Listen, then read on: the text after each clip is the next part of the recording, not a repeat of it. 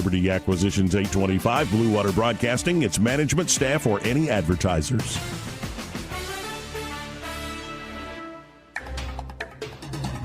It's time for Montgomery's conversational radio show. It's News and Views on News Talk 93.1 FM. To join the conversation, call 272-9228.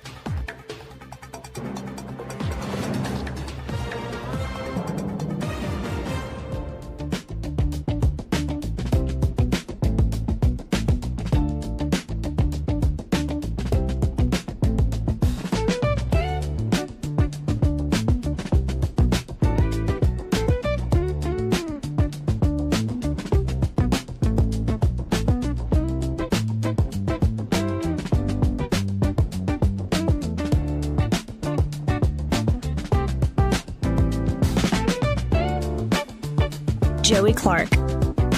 Welcome into the program, Wednesday edition of the show. Thank God for another beautiful day and for another good show, hopefully.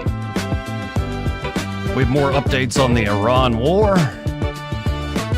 as well as some, Alabama politicking going on. We're getting closer and closer to the primary in May, and that means political ads are dropping like crazy. Major markets in the state, and most of your votes and your money is going to be in the Birmingham, Huntsville area, Huntsville, but spent most of his life as a soft-on-crime Democrat. That is the latest Club for Growth ad slamming Attorney General Steve Marshall, who, of course, is running for U.S. Senate, and, of course, Club for Growth backing Congressman Barry Moore after President Trump backed Congressman Barry Moore. Joining me to talk about this and a few other things, we have Jeff Poore, host of The Jeff Poore Show and editor-in-chief at 1819news.com. Jeff, how you doing? Doing well. Thanks for having me on. Now, I believe you got the chance to speak to the Attorney General earlier today on your show. For folks who don't know, this ad, let's first characterize the ad, and then I want to know how Steve Marshall is responding to this. A very hostile ad, probably one of the most hostile ads I've ever seen in a political, and this is in any state, but especially in Alabama. I thought, I just for your listeners, if you haven't seen it, it's up at 1819news, 1819news.com, and they attack him for formerly being a Democrat, as a prosecutor up in Marshall County, and then there's a discussion we could have about that. It's just how things were when he was in politics up there. But it goes after a couple of the cases he prosecuted. It questions how they were handled, and in one of the cases, I believe it involved the convicted, and he was given a light sentence, but he raped his mother, and they somehow or another, I've never seen this before, simulated a rape in a political ad. My God. Which it's just insane, right? Yes. So they did that. And that the ad's going to have a bunch of money behind it. It's got a $1.25 million in Huntsville, Birmingham. That's a significant amount of money. Now, it's run in conjunction with, there's another spot that's pro Barry Moore, and highlights Barry Moore's he's been with Trump from the beginning. There, when he was at Lad People Stadium in Mobile in 2015, that summer, one of the very first elected officials anywhere to endorse Donald Trump for president. And here we are today, and he got the Trump endorsement, and that's sort of where that goes. But just as far as that, Marshall's reaction, I thought he did all right. I even asked him before, hey, do you want to talk about this or not? And he said, yeah, I'm happy to talk about anything. And essentially, I will address the specifics at a later time. I guess they got to get kind of everything figured out and researched or whatever. But the part of it that was interesting, he says, well, I think it's a sign that we're winning, that we look strong, that they feel the need to come in here, spend $1 million attacking me. Why would you do that if you thought you had this in hand, if you're supporting Barry Moore? Yeah, and the game that's out a little bit, say it ends up being a runoff with Barrymore and Steve Marshall, do you think it's like a slam dunk because of the Trump endorsement? Barry gets this, or does a runoff, especially in that short time frame, actually become a bit of a jump ball? A bit of a jump ball. I think it's definitely a runoff. But, runoffs are hard. Who shows up to vote? It's turnout. It is, these 30-day sprints to the runoff in a low turnout election. You would still have to think that Barrymore was a favorite in that head-to-head. But as far as, like, Steve Marshall, if he should get into runoff and not Jared Hudson, you couldn't count him out. You'd have to take it seriously. Well, I think that's a classy response from Steve Marshall himself and the Marshall campaign to say, well, there's a reason we're being attacked because we're doing so well. And you mentioned on your show earlier today when I was on that y'all have some polling coming out. Any thing you would like to tease? Any insights you'd like to tease here right now? Yeah, I'm just going to give you the bottom line for your listeners. It's essentially a 5-point race with Barrymore. See, pull it up real quick and make sure I give you the right numbers. Barrymore at 31, Marshall at 26, Jared Hudson at 13, and then another one of the crosstabs.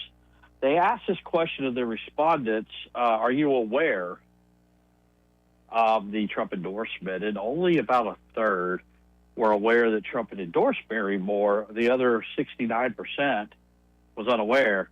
So part of the strategy for the more team has got to be, hey, we're the Trump guy, we're the Trump guy, we're the Trump guy. And there's a little bit of that in that Club for Growth presentation that they're trying to push.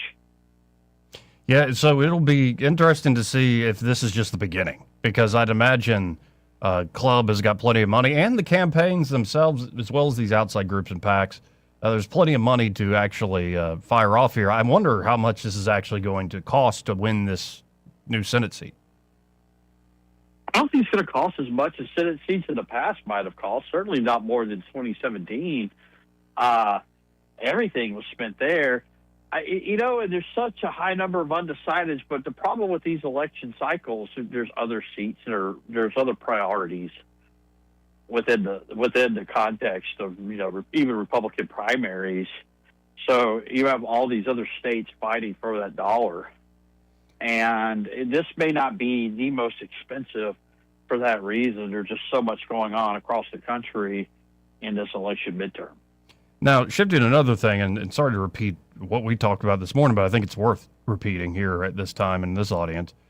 Wes Allen came out with a statement yesterday, on Tuesday, saying, quote, "When John Wall chose to enter an Islamic center to celebrate the Muslim holiday of Ramadan earlier this month, he showed us that he does not share the same values as the majority of Alabamians. He can't spin this. There's no excuse for participating in the celebration of Islamic Ramadan. There's no excuse to go to a place that operates a mosque and a school to indoctrinate children in Islam. Even if you're invited to do so, you will never find me in an Islamic center or a mosque," Allen went on to say. "I am a committed Christian. I want no part in Islam, and the vast majority of Republicans in this state and across the country agree with me." John Wall said in response to y'all there at 1819 News yesterday, "Once again, Wes Allen's campaign is resorting to false and misleading attacks in a desperate attempt to score cheap political points. I did not participate in any Ramadan celebration. The accusation is nothing more than a political hit job designed to mislead voters. There were many Christian pastors, elected officials, and candidates in attendance at this event. Twisting this into an attack on my faith shows exactly what is wrong with politics today," Wall says. "There are far too many lies, intentional distortions, and a willingness to mislead voters rather than stand on the truth. America and Alabama deserve better." And he goes on and says much more, "As a committed Christian, I never hesitate to share the gospel of Jesus Christ anywhere with anyone. Scripture calls us to be the light of the world and the salt of the earth. That means showing up, engaging with others, and boldly sharing the hope of Christ with those who don't know him." And y'all can read the full response. It's a trending article at 1819news.com. But dadgum, this, I don't know. I said it this morning, and I believe it. This reeks of desperation by the Allen campaign. Well, a couple of things there. And then I like John Wall's response. I thought it needed to be about half of that length, though. It was a little wordy. But what I told him, like, look, man, like, this looks like a desperate campaign tactic to me. I mean, Joey, it's like you and I were talking this morning, and winning campaigns don't resort to these sort of tactics. This is a trick play. This is sort of a Hail Mary, it looks like. Let's smear our opponent of having celebrated Ramadan. Does anybody think John Nehemiah Wall is celebrating Ramadan? Okay, well, here we are, and we need something. Wes Allen's campaign, it's been not great. He rocketed out front when he announced. He was sort of the name ID guy. He was 15-20%. But since rolling out his campaign a year and a half ago, he has been at that same point. He has not moved. He has not budged. He is at 15-20%. What's going on here? And you look at some of the polling over time, early on. I mean, we saw A.J. McCarron run, and he skyrocketed out in front of everybody. Then he withdrew. There's just been such a high number of undecideds in that race. But furthermore, I'd just say this about it. Wall gets the Trump endorsement. Those undecideds start breaking his way. And Wes Allen hasn't been able to woo anything. He's hit a ceiling, and I don't know how much more beyond that ceiling he can go. Now, I still think he can make a runoff. It's a crowded field. You have Rick Pate, who will be a formidable challenge. Yes. You have some other candidates in there. I think they could, maybe not Nicole Wadsworth. We'll see if she's can turn that around. Doctor. If it goes into a runoff, and then it's Wes Allen and John Wall, Wes Allen really isn't spending a lot of his money right now. Maybe he's playing for that runoff, but just to keep things within reach, he's throwing some of these gimmick plays. But I just don't think it's been a campaign that's built on a solid foundation for growth. I think it's a 15-20%, maybe 25% at best campaign. Now, I got to shift to Governor real quick. Talked to Tuberville this week here in this program, and I mean, he seems very confident about his vision for the state and how things are going. But I believe I saw, is it Ken McFeeters, who's doing a legal challenge about his residency? Is there any, like, Hail Mary pass sort of a chance that Tuberville's campaign could be tripped up by this sort of thing? I don't think so. I mean, they've tried this. Jeff Sessions tried it 6 years ago when he ran against Tuberville. Maybe not a legal challenge. Now, the law is really we know what the Constitution says about 7 years and the age requirements, but we also, like, I would just say this, in addition to that there's like the way it's adjudicated isn't necessarily through the courts. I think it has to be done through the state legislature. The state legislature panels a commission, and a commission considers they take it out of the court's hands. How does, and the idea here was, in case your listeners don't know, it's a relic of Reconstruction and carpetbaggers. And, all the people that came to Alabama, ran for office, and got power, but they weren't really from here. And even in 1901, that was still kind of fresh on the minds of the drafters of the Alabama Constitution, and that's why they put the 7-year provision in it. So the Tuberville people seem to think they got all that nailed down. They got that nailed down with the voter registration, the homestead, and all of that. I don't know that there's any fruit left on that vine. Now, if we could put on your national political hat for a second, I'm looking at a Politico article here saying Democrats in a jolt Tuesday through reliably red Florida, flipping 2 legislative seats, including the district containing President Trump's Mar-a-Lago home. So it was a state house seat in the legislature there in Florida and a state Senate seat in Tampa. And there's a lot of local state Democrats there in Florida, but also national Democrats saying, oh, this is the coming big blue wave. Trump is losing independence. I mean, what do you think? Do you think Trump has actually lost that much, especially with this war? Just paint a picture. I do think it's going to be a big Democrat. I don't know about a wave. I think Democrats will be successful in November. It's how it always is. It's wishful thinking to think it's going to ever change. Every now and then you'll have something like a 9/11 event that makes it different, like it was in 2002, but that's an anomaly. Like I said, I think I don't know these are necessarily bellwethers, but they also told us Maryland lands winning and Madison was a bellwether for 2024 and how'd that work out. A lot of the politics is local. And these aren't, necessarily right-wing red meat places, Tampa and Palm Beach. But to me, we need to brace ourselves. And I think if you're Republicans, if you're NRSC or NRCC types in D.C., it's damage control. You need to get accustomed to this. That Democrats are probably going to have a good night in November, and it's just a natural flow of things because there's so much animosity built against that. Donald Trump, number one. And number two, it's just that Republican voters, even you're upset about Iran or gas prices or whatever, it's not that you're going to go out and vote for Democrats. You're just going to stay home. Yeah, and I think I'm bracing myself for it. It's disappointing, and I just hope it isn't a massive wave. But in fact, I think there are a lot of independents who always lean towards I like a split Congress. When one party has the Congress and the White House, and people tend to, even though I find it a bit frustrating in terms of the impeachment politics that goes on by both parties at this point in our discourse. But I think independents kind of like that gridlock, so to speak.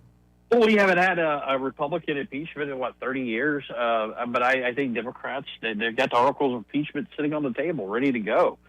They're going to do that, and let them do it. I mean, you need to start, if you're a Republican right now, you need to start looking at 2028.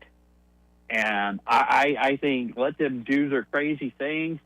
We just got to weather the storm. And then when they try to pick a nominee in 2028, there's going to be this surge or this lurch to the crazy left, and they have to recover from that in the general election. Is that possible? Well, and on that real quick, I'd imagine both Rubio and Vance, for different reasons, are holding their breath over what happens, the final outcome of this war with Iran. Like, this is one of those, not just rolling the dice and Trump taking a risk, but it's everybody around him, especially those two, that's taking this risk with him. Well, I think that's the fork in the road. If you like the foreign policy, there's a lot of Republicans who do. Rubio's your guy. Vance will still have to answer for it, but he may have some subtle disagreements with the president that he can lay out on the campaign trail. It's going to be hard for him as the sitting vice president, one would think. But that's, Rubio, would he have to give up his seat to run, and then J.D. Vance to remain vice president also is kind of an interesting question. Well, does that matter or not? But that's where I think the fork in the road is going to lie. And want to tell folks they should at least look out. I don't know if what you're doing tonight is actually being live streamed, but they should at least look out, I'd imagine, tomorrow for coverage of this debate that you're going to be moderating here this evening. Oh, yeah, about to head to Tuscaloosa once I wrap up this. But the college Republicans, the University of Alabama, have asked an Auburn graduate to come and moderate their lieutenant gubernatorial forum. 4 of the 5. I'll let you guess which one is not attending, but 4 of the 5 will be there. So we'll talk about why the lieutenant governor's office, often overlooked, is relevant. Here. Well, I appreciate it as always, that, and War Eagle to that. And if folks want to check out what you're up to, how can they do so? X.com/Jeff_Poor and always 1819news.com. Thanks, Jeff. Talk again soon. Thanks. Again, Jeff Poor, host of the Jeff Poor Show and editor-in-chief there at 1819news.com. We've got to hit a break, but first, this part of the program brought to you by Montgomery Men's Health. And they're at Montgomery Men's Health. They're ready to help you fellas out. Gentlemen, if you are feeling like, just not like yourself, you don't really feel like a man, in fact. You're feeling wiped out when you wake up. That waistline's getting bigger. You have no confidence at work anymore. It's a job you've done for 20 years, 30 years, and now all of a sudden you don't even know what you're capable of. Like, you're always second-guessing yourself. Like, what is going on with me? And perhaps your bedroom confidence is also slipping. And by the way, if you feel it, she does. She notices. She might be nice about it. But you don't want to feel this way, whether in those intimate moments or throughout life. And so just know you're not the only guy. You're not the only man going through something like this. For a lot of guys, whether it's low testosterone or ED, just low performance in general, well, Montgomery Men's Health can help you out. They've helped out hundreds, if not thousands of men over the last several years here in the Montgomery and surrounding areas. Montgomery Men's Health is, of course, powered by a group now called Men's Pro, really great group. You can look them up online.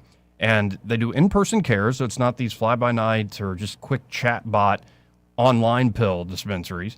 Instead, you can go in person, get labs done quickly, and with their urology-backed medicine, they can create a customized treatment plan just for you, depending on what your issues are and where you are in life. And, we often point out that guys in their 50s and 60s start noticing a lot of these problems we just described, but it could be happening to you in your 20s and 30s. So if you're feeling like crap, just to put it bluntly, get to Montgomery Men's Health and you can feel decades younger, or you can just actually feel like a 25-year-old, feel like a 30-year-old again. So check them out today. You can make an appointment by calling them direct at 440-3663. That's 440-3663. Or you can book online in under 30 seconds at MontgomeryMen'sHealth.com. That's Montgomery Men's Health for every man and every season of life. He may not know whether he's coming or going, but whether you're going to work or coming home, Greg Budell is there. Mornings, 6 till 9, and afternoons, 3 till 6. Only on News Talk 93.1 FM, WACV. Hi, I'm Carl Schmidt, naturopath and owner of the Herb Shop Wellness Center at 8161 Vaughan Road. With over 30 years experience in natural wellness, I've seen countless health fads come and go. A few years ago, we added a patented technology that actually activates your stem cells. It reverses the aging process at the cellular level. However, you do need proper hydration and targeted nutrition. At the Herb Shop, our advanced scanning and testing technology allows us to accurately assess your nutritional needs and get a customized plan for you. Come in today and see what the Herb Shop can do for you. When your tax refund comes, put it on the floor and walk on it. Revitalize the look and feel of your home with new floors from Prattville Carpet. With faster and better service than the big box stores and luxury vinyl planks starting as low as $4.99 per square foot. You'll enjoy that tax refund turned flooring every single day. Hi, I'm Ray Bowles from Prattville Carpet. If you're looking for waterproof carpet, hardwood, laminate, vinyl plank, or ceramic tile, call us today for your free measurement. Dial 285-8117 or visit PrattvilleCarpet.com. Prattville Carpet, we're more than just carpet.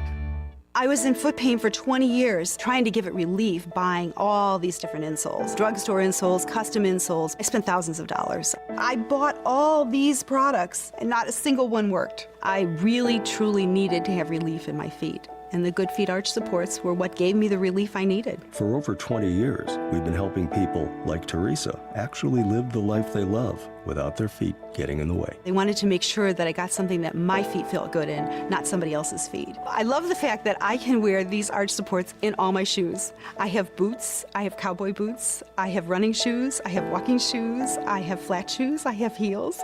It makes me so happy. If you ask my husband, he will crack up because there is no store I would rather go in than a shoe store. I'm Teresa, and that's my Good Feet story. See what we can do for you with a free personalized arch support fitting at the Good Feet store.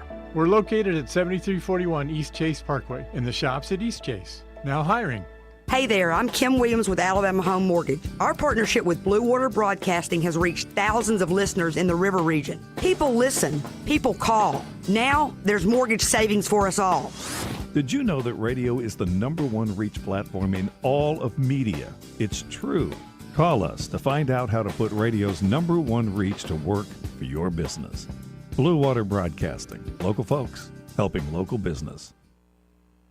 Live, local talk. The River Region's most trusted voice for news and opinion. News Talk 93.1 FM, WACV.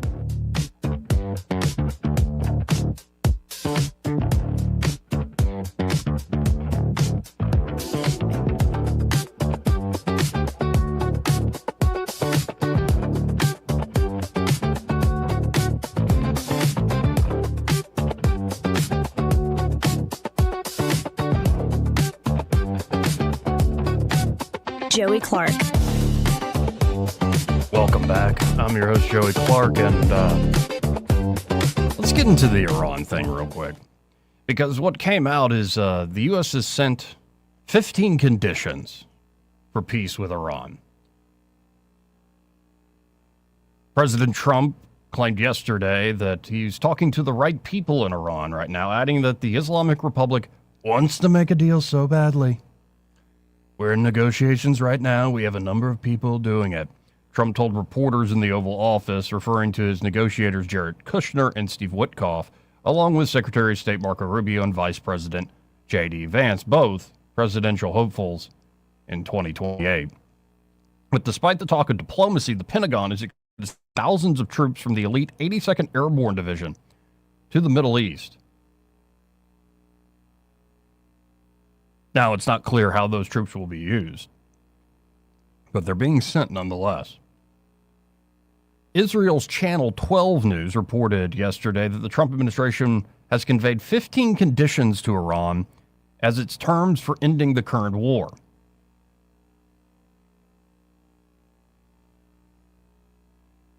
Apparently, Washington informed Jerusalem ahead of its negotiations with Tehran on ending hostilities, which began Sunday, without specifying how far ahead of time. And the conditions appear to cover all of the United States and Israel's war goals. Nonetheless, Jerusalem is concerned that Trump and his team want to push quickly for a, quote, framework agreement, an agreement in principle with Iran, rather than insisting on these demands as a condition for halting the war. Kushner and Witkoff have drawn up a mechanism involving the declaration of a month-long ceasefire period during which the sides would negotiate a 15-point agreement. The framework is quite reminiscent of the previous Trump administration brokered agreements with Hamas in Gaza and with Lebanon. So here are a few of the points. U.S. demands for Iran. Iran must dismantle its existing nuclear capabilities. That's number one. Number two, Iran must commit never to purchase nuclear weapons. Number three, there will be no uranium enrichment in Iranian territory. Number four, Iran must hand its stockpile of some 450 kilograms of uranium enriched up to 60% to the International Atomic Energy Agency in the near future in a timetable to be agreed. The Natanz, Isfahan, and Fordo nuclear facilities must be dismantled. The IAEA and the UN's nuclear watchdog must be granted full access, transparency, and oversight inside Iran. Iran must abandon its regional proxy, quote-unquote, paradigm. Iran must cease the funding, direction, and arming of its regional proxies. The Strait of Hormuz must remain open and function as a free maritime corridor. Iran's missile program must be limited in both range and quantity, with specific thresholds to be determined at a later stage. Any future use of missiles would be restricted to self-defense. In return, that was like 11 points right there. In return, Iran would benefit as follows. They would receive a full lifting of sanctions imposed by the international community. The U.S. would assist Iran in advancing its civilian nuclear program, including electricity generation at the Bushehr nuclear plant, and the so-called snapback mechanism, which allows for the automatic reimposition of sanctions if Iran fails to comply, would be removed. Now, how are people reacting to this? Well, number one, Israel doesn't like it at all. They very much differ on the duration of the Iran conflict, but it's not just Israel. You're also seeing the Saudi Crown Prince doubling down on what he's been saying, that Trump must continue the war. The regime must be eliminated. So before I get into Israel and the Saudi Crown Prince and the Israel-Saudi interest in this, Iranian state media says they've just outright rejected the offer of ceasefire. Calls peace talks just not logical. Not logical at all. Saying Iran would reject a U.S. ceasefire offer and has laid out its own list of conditions for ending the war. Again, this is from state media in the Islamic Republic. Came out this morning. State broadcaster Press TV, citing a senior political security official with knowledge of the details of the proposal, reported that Iran's 5-point counteroffer would give Tehran control over the Strait of Hormuz. And that's probably a non-starter for the United States. Here's Iran's complete list of conditions, according to Press TV. Now, could this be that the people actually in charge talking to the Trump team aren't the ones doing the press, the Iranian regime? Who knows? But here's what the official public relations propaganda statement is. Iran's complete list of conditions. A complete halt to aggression and assassinations by the enemy. The establishment of concrete mechanisms to ensure that the war is not reimposed on the Islamic Republic. Guaranteed and clearly defined payment of war damages and reparations. The conclusion of the war across all fronts and for all resistance groups involved throughout the region. Iran's exercise of sovereignty over the Strait of Hormuz is and will remain Iran's natural and legal right, and it constitutes a guarantee for the implementation of the other parties' commitments that must be recognized. And earlier today, another news agency, another Iranian state media outlet, Fars news agency, said there have been increased U.S. efforts to enact a ceasefire and start indirect talks with Iran to the end of the war. Fars said Iran does not accept a ceasefire. According to a source, basically, it is not logical to enter into such a process with those who violate the agreement. The source told Fars News that Iran intends to realize its strategic goals in the war, and that only when that happens will there be a possibility of ending the conflict. Again, this conflict began on February the 28th. So it seems like there's a lot of daylight, at least publicly, between the two belligerents here. And when you bring in the third belligerent in this war, Israel, they very much differ with the United States on how long this should go, as do, as I said earlier, the Saudis. We'll get to that in just a moment. We got to hit another break. We'll be right back. Want to carry News Talk in your pocket? Download the News Talk 93.1 app from the App Store. Available on iPhone and Android. Never miss a moment. Download now.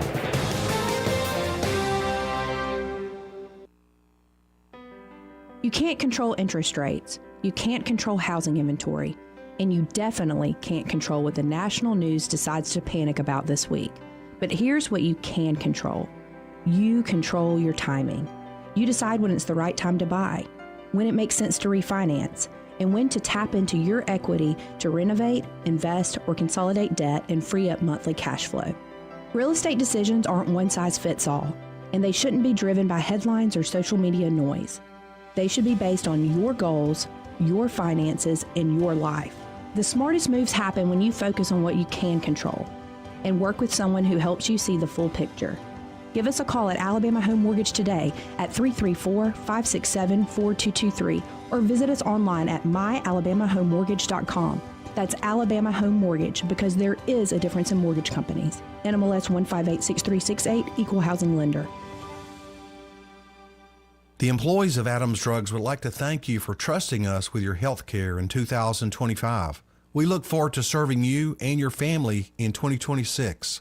You will continue to enjoy the same services such as immunizations, compounding, medication therapy management, delivery service, and wellness clinics, to name a few.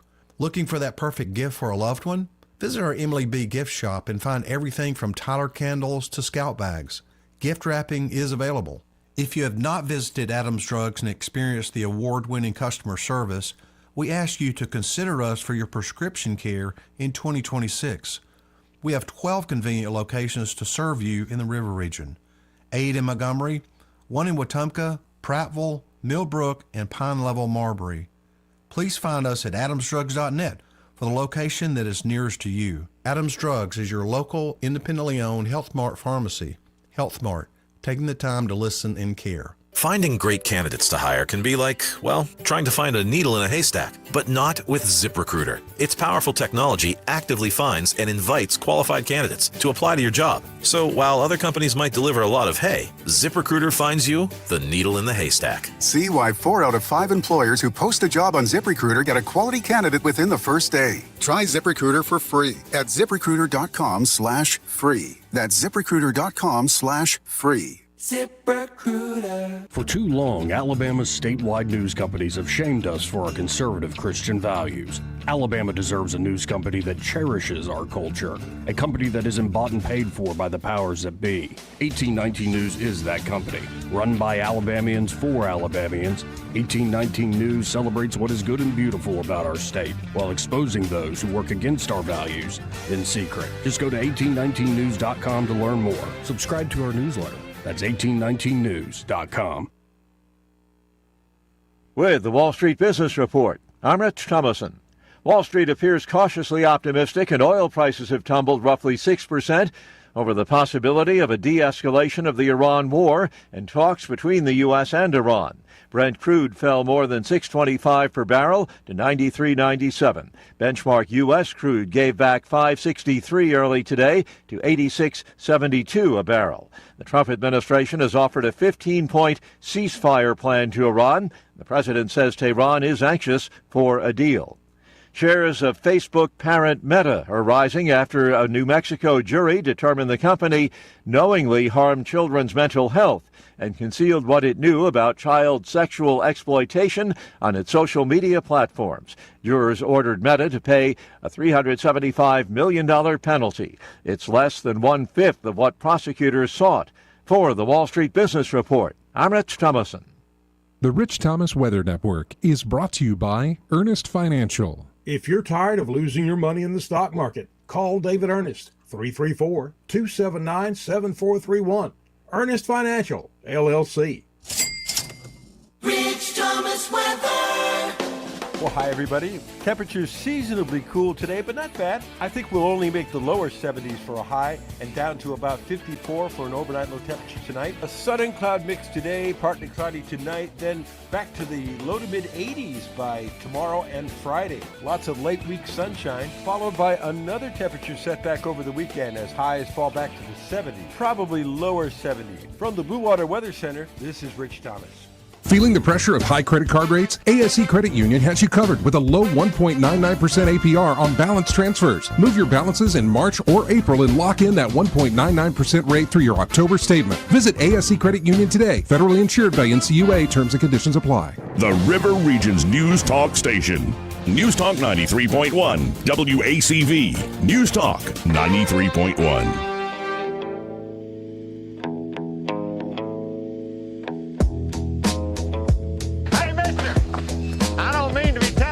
Out of school, but there's a fella in there who'll pay you $10 if you sing into his can. I'm not here to make a record, you dumb cracker.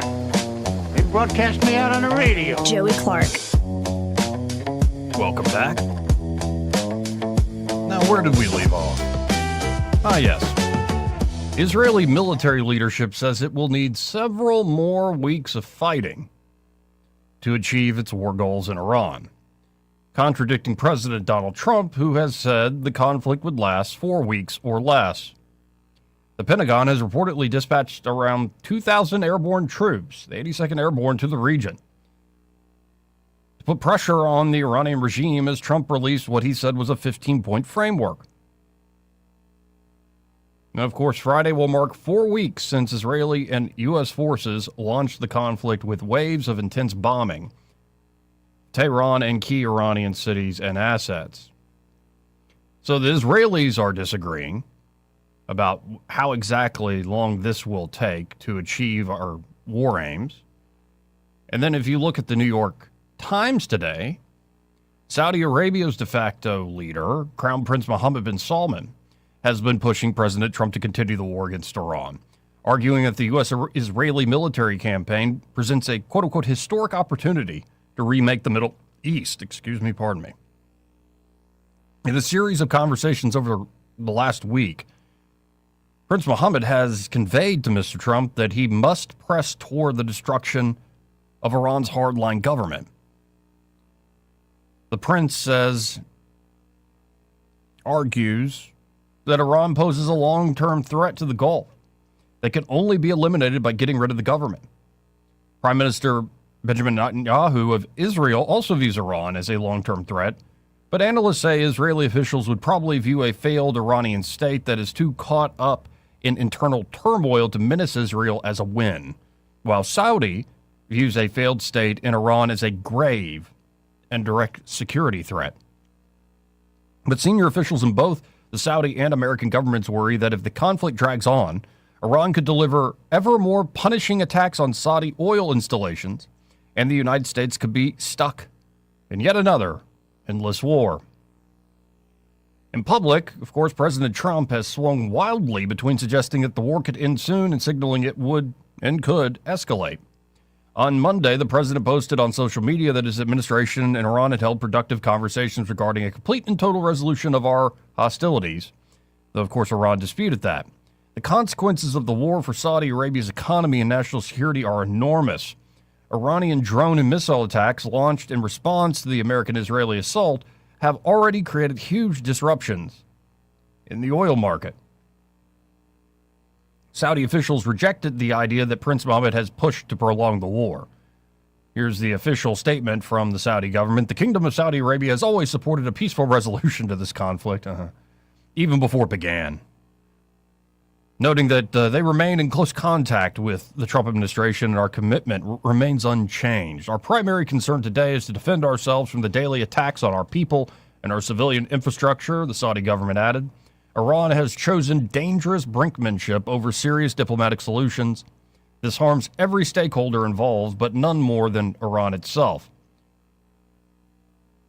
Now, of course, lately, and markets are responding today, just slightly, oil prices a bit down and the Dow a bit up. But Trump has seemed to signal we're going to be winding this thing down. And the Crown Prince there in Saudi said, nah, it's going to be a mistake.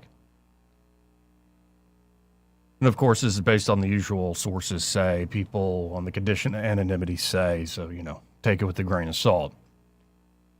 But Caroline Leavitt, the White House press secretary, said the administration does not comment on the president's private conversations.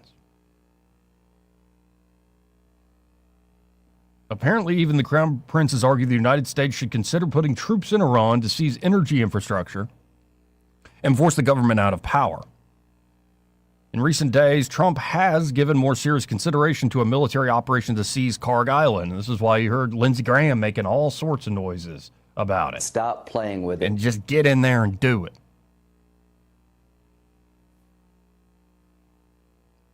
The Saudis' view of the war are shaped by economic factors as much as political ones. Since the war began, Iran's retaliatory attacks have largely choked off the Strait of Hormuz.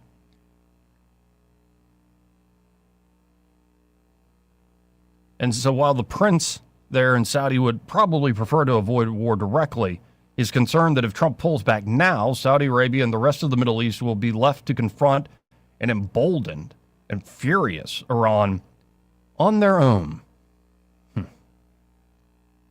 In this view, they say, a half-finished offensive would expose Saudi Arabia to frequent Iranian attacks. And such a scenario could also leave Iran with the power to periodically close the Strait of Hormuz.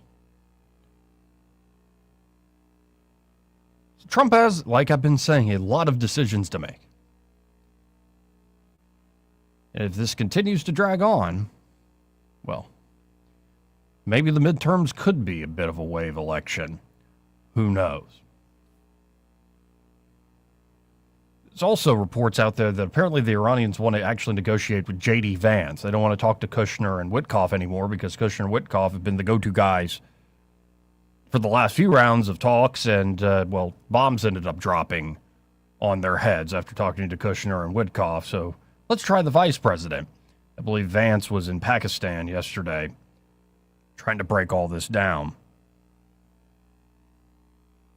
And there are some intrepid commercial folks out there. Apparently a Thai, like Thailand, a Thai tanker safely transits the Strait of Hormuz after talks with Iran, and they didn't pay a fee to do it.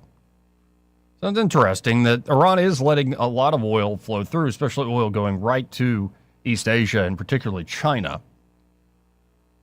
So what a mess all this is. What a mess indeed. In a second, going to shift gears and talk to Austin Barenko with Invista Advisors. And, might mention in passing, though at this point this is common sense stuff, markets hate uncertainty. And so the Strait of Hormuz is going to be intermittently closed down, or only a few select tankers and destinations will be allowed through. Markets hate it, but markets are reacting to Trump saying we're in talks and we're trying to wind this down with the 15-point plan. So it looks like markets are more essentially flat, a little bit up today, with oil coming back down a little bit. So instead, I really want to talk to Austin Branco. I see a headline here that it looks like SpaceX could file an IPO this week. They could. They might. And I want to break down not just what, that means in particular for that company, but generally, what is the future if you're looking for commercial investment opportunities? What is the future of space for the average bear? Looking forward to that conversation after this. He may not know whether he's coming or going, but whether you're going to work or coming home, Greg Budell is there. Mornings, 6 till 9, and afternoons, 3 till 6. Only on News Talk 93.1 FM, WACV.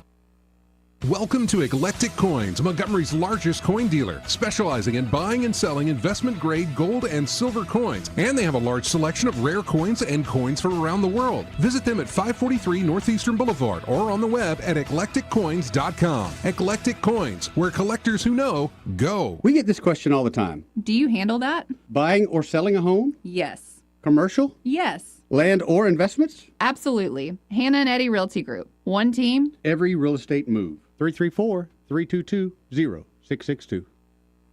Live local talk. The River Region's only 24-hour News Talk FM station. News Talk 93.1 FM WACV.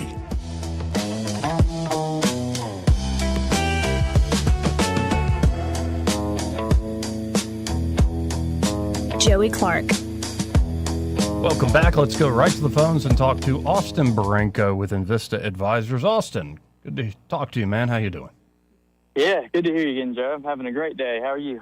I'm very good. Better than I deserve. Another beautiful day. And lately I've just been looking at the trees and I don't know. I don't know what's right or wrong with me, but I'm like, man, all this, what? God's beautiful creation, ain't it? That's right. And all the yellow pollen on every car you see, too. Yeah.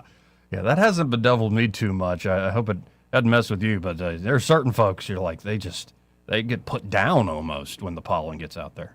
I'm a regular Claritin taker this time of year, but without my Claritin, I'd be in trouble. Well, good luck. Best of luck. Now, I'm looking at a headline here. Elon Musk SpaceX may file for an IPO as early as this week. Now, who knows the exact timing of this stuff, but number one, for the average bear, what does that even mean? And what do you think in particular of this company going public? Yeah, so, you and I have talked about the possibility of SpaceX going public for probably over a year at this point, knowing that that's always the trajectory of a company that has to expand. And for a retail investor, it means a couple of things. First of all, the company stops being private, so anyone can go out into the open market and buy shares of the company, whether you trade on Schwab or E-Trade or any of those basic trade platforms. Right now, you can't go and buy SpaceX. You would have to go and find someone that owns shares of SpaceX privately and invest directly through them. So it becomes publicly traded. The second thing to note is, let's say there are some people that hold parts of this company privately. Those shares aren't immediately liquid. So there's going to be a lockup period for any current holders of SpaceX. And that's really for, one main reason is to prevent volatility at the IPO. So, just theoretically, if they were to IPO, even if they were to file for an IPO, it's not like it would happen immediately. There is a process they'll go through. But on IPO day, when it's traded publicly, people that have held the shares privately typically have a lockup period of about 180 days. And that's so that you don't have a huge fleeing, from the stock, which is going to, devalue the price of the stock and create uncertainty for the company. But then at the end of that 180 lockup period, you'll see many of the private investors who have held for years begin to slowly take profits, which would be substantial for them. And then probably the other thing you want to look at is, the valuation. The valuation right now is private. So, you'll have independent auditors go in and put a value on SpaceX, and you and I have talked over the last year, it's gone from 400 billion to 800 billion, and now we're talking about potentially a valuation of somewhere between $1.5 and $2 trillion, which is massive. And so now the market will determine the valuation instead of independent auditors. And, that's going to be determined by retail investors like you or I that go and buy and sell at a bid and ask price. And so it'll be the first time really that the open market will determine the value of this company. And I would say to people that are interested in owning this, the first 1 to 2 months are going to be extremely volatile, and there's a high degree of certainty that you may buy at an elevated price. Typically, when an IPO happens, people rush to the door to get it. Price goes up really quickly, and then everyone, that is a more sophisticated investor either holds off or sells into that buying frenzy. The next 3 to 6 months are where you're going to begin to see price stabilization.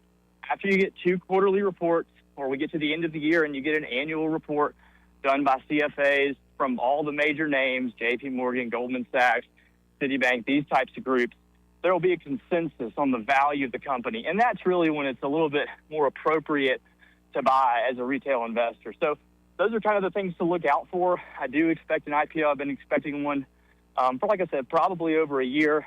I would be very surprised if it happens within the week. But if it does, that's really exciting news for everyone that holds it privately right now. Well, and I know my next question could be a much longer conversation, but would you just think about like the commercialization of how we're going to commercialize and exploit space, and like whether in low Earth orbit with the satellites, and you're already seeing it with all sorts of companies, but the prospect of AI going that way. We played Jared Isaacman talking about the moon base and building stuff up there, and of course this is a long-term window I'm thinking about, but seems like this is not just sci-fi anymore. This is actual real money being put in this direction to invest in this stuff and try to make these things happen.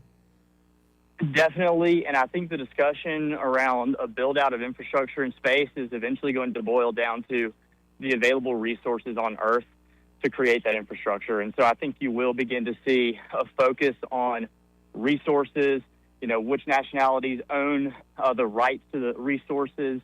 And, I don't want to get so far and say there will be a battle for resources, but it is going to be kind of the next market that's created or highlighted is the resource market used to build out space infrastructure. So that's an area that we're keeping an eye on at Invested Advisors and really trying to figure out where that puck is headed so we can skate towards it. And let's tell folks about Invested Advisors real quick before I let you go. Yeah, so we're a registered investment advisory based out in East Montgomery across from Wind Lake. So we handle everything in the realm of finance, whether it's planning for retirement or setting up company 401ks and benefits plans, putting kids through college, helping with major purchases, like buying a business, selling a business, and things of that nature. So if you've got any financial needs and you don't have a professional that is working on your behalf, we'd love the opportunity to sit down with you and build you a plan. And folks, you can always learn more at vistaadvisors.com or just start the conversation direct at 387-0094. And when you call them up at 387-0094, be sure to tell them you heard Austin Branco on the radio with Joey Clark. And as always, great to hear from you, man, and talk again soon. Yeah, thanks, Joey. Have a great day. Again, folks, that's Austin Branco with Invested Advisors. The opinions voiced in this material are for general information only and are not intended to provide specific advice or recommendations for any individual. All performance referenced is historical and is no guarantee of future results. All indices are unmanaged and may not be invested into directly. The opinions expressed in this material do not necessarily reflect the views of LPL Financial. Securities offered through LPL Financial, member FINRA SIPC. Investment advice is offered through Invista Advisors, registered investment advisor and separate entity from LPL Financial. Well, that's a mouthful. Now, joining us, I believe, after our top of the hour break here, we should have City Councilman Andrew Szymanski. Looking forward to that discussion, our monthly visit with Councilor Szymanski. Y'all stay tuned. More after this. Broadcasting from the Riverside Chevrolet Master Control Center, this is WACV Cusada, News Talk 93.1 FM. When it's Chevy, it's Riverside. With SRN News, I'm Bob Agnew in Washington. House Speaker Mike Johnson says that supplemental funding for the Pentagon due to strikes in Iran would probably be part of a second Republican-only reconciliation bill. He also says he's glad that the Senate appears to be moving forward on such measure. According to a new poll, a majority of Americans say they're not happy with the direction the U.S. is going in Iran. They say the conflict has now lasted longer than they wish it did and also fear that it's going to continue to impact gasoline prices. Iran has received an American plan to pause the war in the Middle East. It was sent even as Washington deploys paratroopers and more Marines to the region. Pakistan sent along the 15-point plan, but so far there's been no positive response from Iran. And lower oil prices mean higher stock prices right now on Wall Street. The Dow was up 331 points. This is SRN News. Hey, I'm Kirk Cameron. Is health insurance eating up your budget for 2026? If you're looking for ways to better steward your finances, consider this: Christian Healthcare Ministries. It's a health insurance alternative at half the cost. Join CHM today by visiting chministries.org/wellness. While insurance companies tell you when to join, what to pay, and where to go, CHM is different. As a ministry, CHM allows you to share the burden of medical bills with other Christians. You can enroll, switch programs, or leave at any time. Christian Healthcare Ministries. It's a world of difference. CHM has 4 flexible programs. You can pick any certified doctor, surgeon, or hospital that you want for eligible care. So make the switch. Take your paycheck back from health insurance this year. Join CHM today by visiting chministries.org/wellness. That's chministries.org/wellness. Rich Thomas weather brought to you by M&M Outdoors. Book your stay today at MNMcampground.com for relaxation at its best. It's easy to find and hard to leave. M&M Outdoors, your home away from home. Rich Thomas weather. Well, hi, everybody. Temperatures seasonably cool today, but not bad. I think we'll only make the lower 70s for a high and down to about 54 for an overnight low temperature tonight. A sun and cloud mix today, partly cloudy tonight, then back to the low to mid 80s by tomorrow and Friday. Lots of late week sunshine, followed by another temperature setback over the weekend as highs fall back to the 70s, probably lower 70s. From the Blue Water Weather Center, this is Rich Thomas. CB&S Bank, serving families and communities since 1906. Proud to be named 16th best performing bank nationally in their asset category by American Banker. Learn more at cbsbank.com. CB&S Bank, member FDIC, equal housing lender. From the Blue Water Broadcasting News Center, these are today's top stories.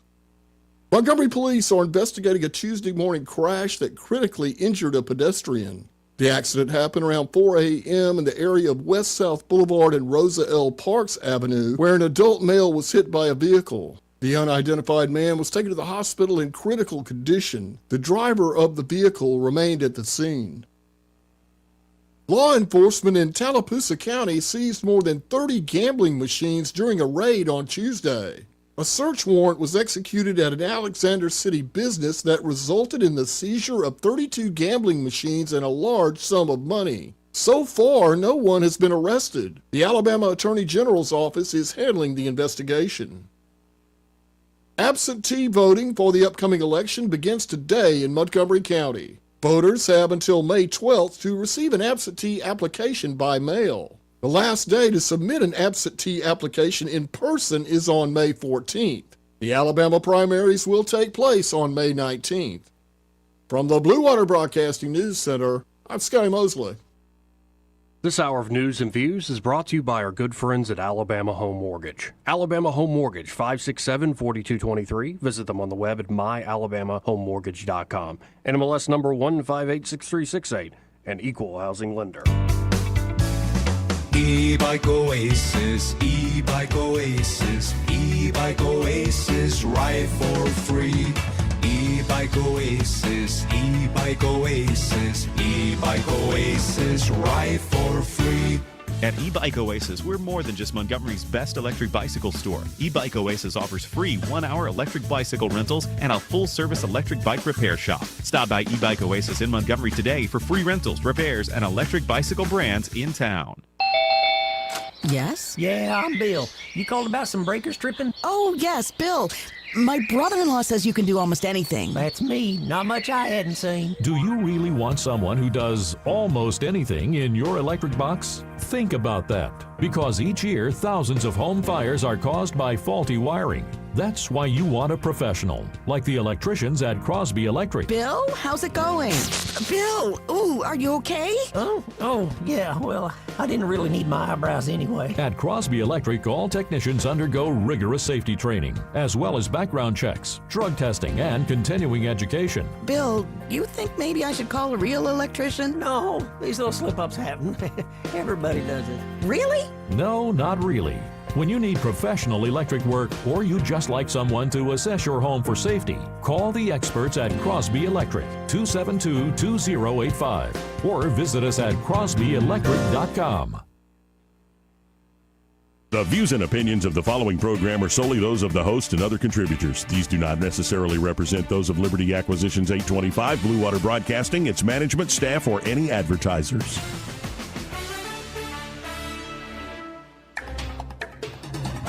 It's time for Montgomery's conversational radio show. It's news and views on News Talk 93.1 FM. To join the conversation, call 272-9228.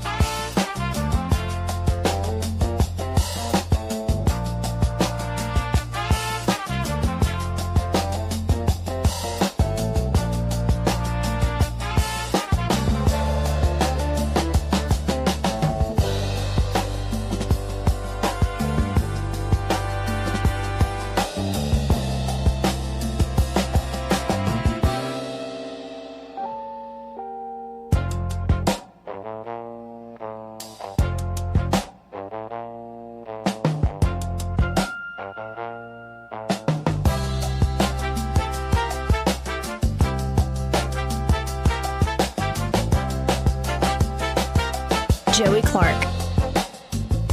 Welcome back. I'm your host, Joey Clark. And joining me in the studio here, we have City Councilman, Councilor Andrew Szymanski. How you doing? I'm doing good. Good. I'm just gonna do a quick rant at the beginning of this that is not even related to the position. But I will say this: I love this time of year. The city is coming back online. There's activities, all sorts of things that are happening. What a busy weekend we had in Montgomery this past weekend. And I know there's some people that probably are in the same camp as me, but I'm allergic to grass pollen. No. And this time of year, I mean, I wish we could and I don't mean this seriously, so don't escalate this, but it's like everybody has to cut their yards, and like you see these like social media things where people are like, if you want a full and healthy yard, you got to cut it aggressively at the beginning of spring to get it. If I sound bad on air, I apologize because I am just getting my butt whooped. No, you sound great, like you're about to sing a blues song. So it's definitely springtime, which is normally a really joyous occasion. But for those of us in the grass pollen allergy community, where it's been a little bit rough this past week. Yeah, for some reason it was bothering me. It's weird. It's right after COVID, this sort of stuff, and I was getting sick for weeks on end. And I'm like, is it just allergies, all this stuff? And I've gotten on this regiment where I'm like, feel fine. I got a little bit of the sniffles at the beginning of the whole pollen season. I'm good. Yeah. So not to rub it in, but you know. No. Well, and it's weird because ever since I've been down in Alabama, growing up in Massachusetts, I was always a fall allergy kid when I was younger, and then I come down here, and it's literally like the first 3 weeks of spring, and you know, every one of my neighbors, there's just lawnmowers just like cranking up in the morning. I feel like I'm being haunted because I know what's going to come next. So and everybody in the office is just honking like just, yeah. No, it is a real thing, especially if it bothers folks. It's like, and there's some medications that work, but half the time the side effects, I don't know, we get some crazy calls. I'm like, you on that Claritin again? You on that Allegra D? I know. I think I just keep like swapping. I just grab like the nearest brand that I think it's all the same ingredients. But yeah, it's always a tough time while also celebrating how much good stuff is going on. Now, how's the city business? Now, I think you last night at the meeting went on a little bit of a rant. A little bit of a tear. Yeah, we had this presentation at the last city council meeting, and we tabled the resolution. But essentially back, and this was even before I was on the council, as part of the Montgomery Thrive, the American Rescue Plan Act allocations. The city council had about some money that was set aside, roughly $2.5 million, that was supposed to be part of a small business loans that were going to be administered through the Hope Credit Union, COVID relief based loans. For whatever reason, that program really didn't materialize. Hope kind of pulled themselves out of that, and so thankfully, the money was not spent on anything; it was returned to the city. And our community economic development director wanted to deploy those not as loans, but actually as grants, because we're really up against the clock. In fact, I know most municipalities already done spending all of their ARPA funds. And it was presented at the last council meeting. There was a request for tabling. Mr. Robinson made himself available to all of us over the past couple of weeks, and we actually even had an additional week because we didn't have council last week. It was rescheduled, so we had about 3 weeks of time. And the idea that we were going to move this forward actually didn't pass 6-3.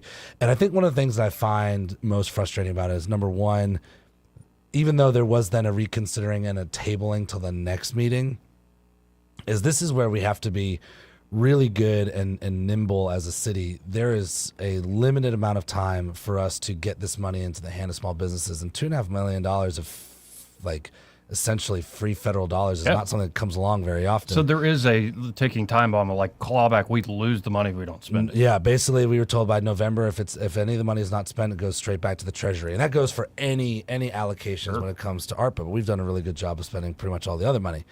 And the process that this takes, we had consultants there last night that said they had everything ready to go. We were going to pass this.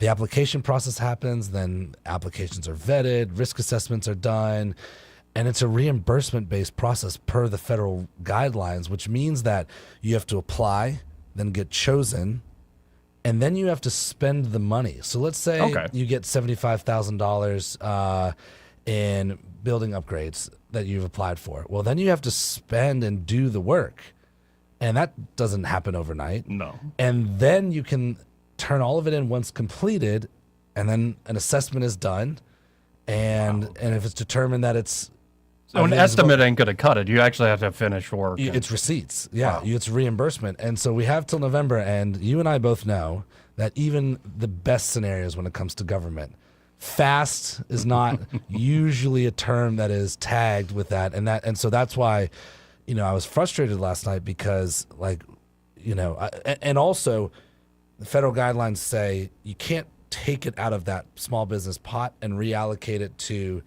you can't give it to the schools. You already have to say where it's going. That was due months ago. And so it has to stay in the same area. This is just one of those things where, I really hope that, now we just have to wait, but I hope my colleagues are ready to go. I don't know what else we're going to do with this, and I don't want to give that money back. I don't think in any scenario anyone would want to give that money back. No, it's like, what a waste. But why the holdup?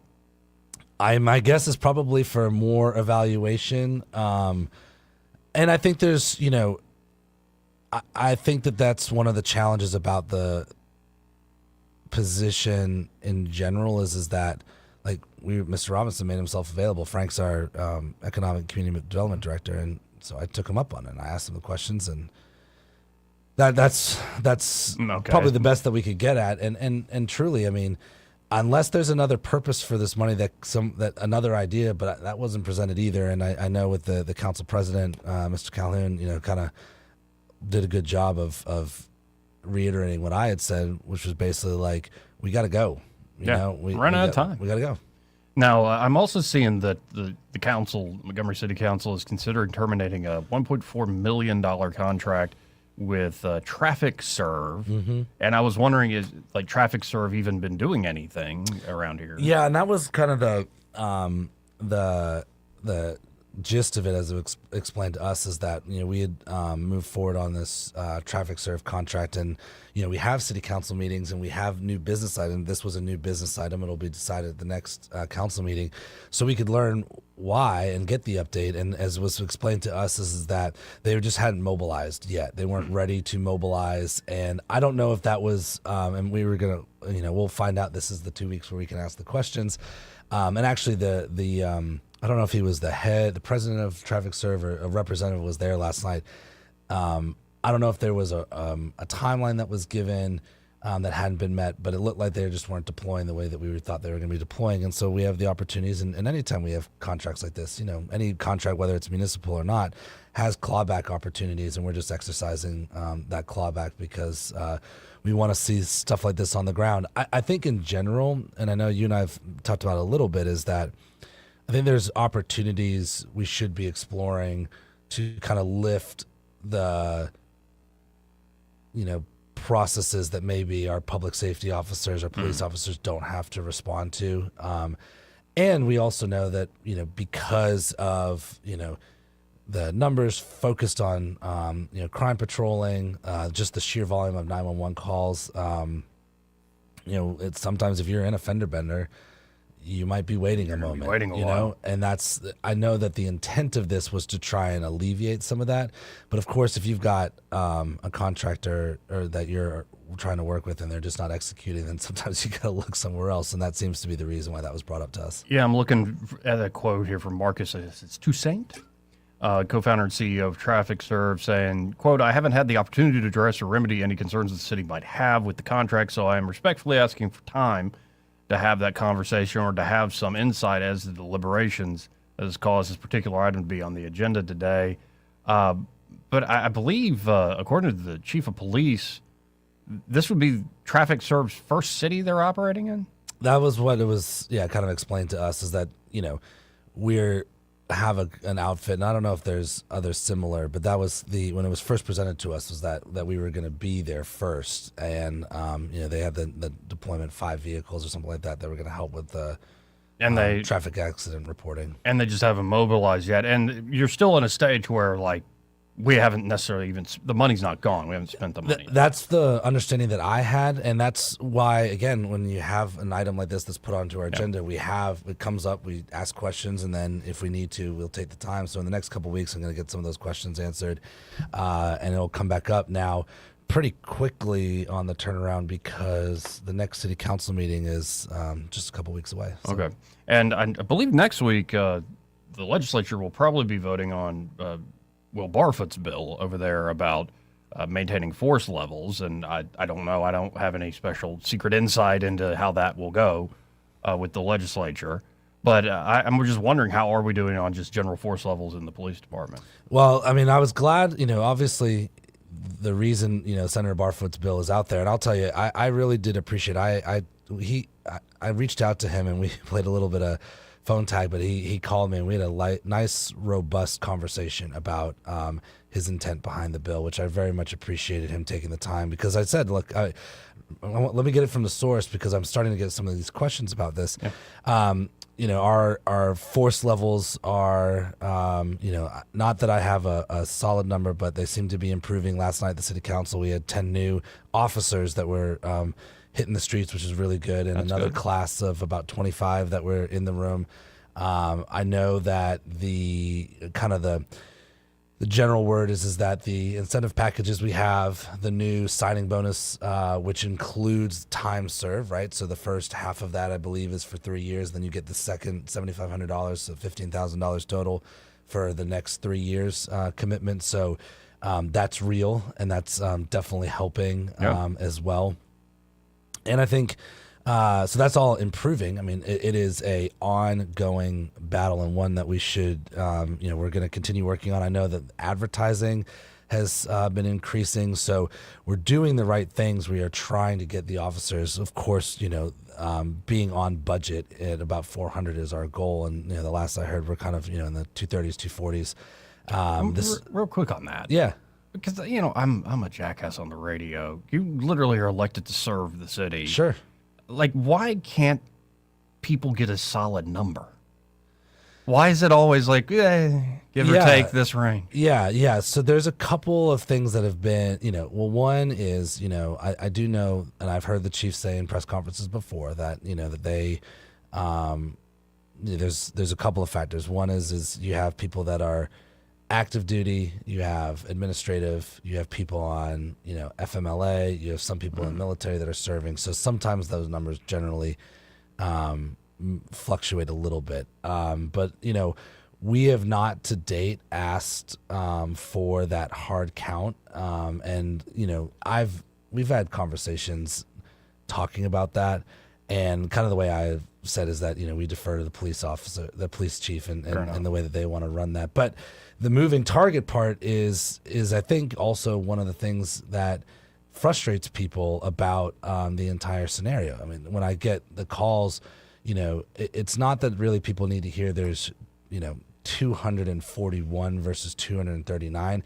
It's that, we're hearing a lot of range, and if without any kind of clarification on that, it can be a bit challenging. The last time that I had a conversation, it was explained to me that it was about 230. So, and I like hearing the 10 new officers on the street, like actually they were there last night. But with the folks going through the academy, they don't necessarily have to work here.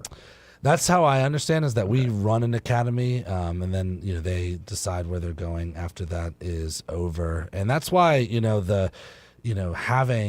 was again pleased. I know with the legislature in town, there's been very intentional deployment of Capitol and state troopers in the downtown area.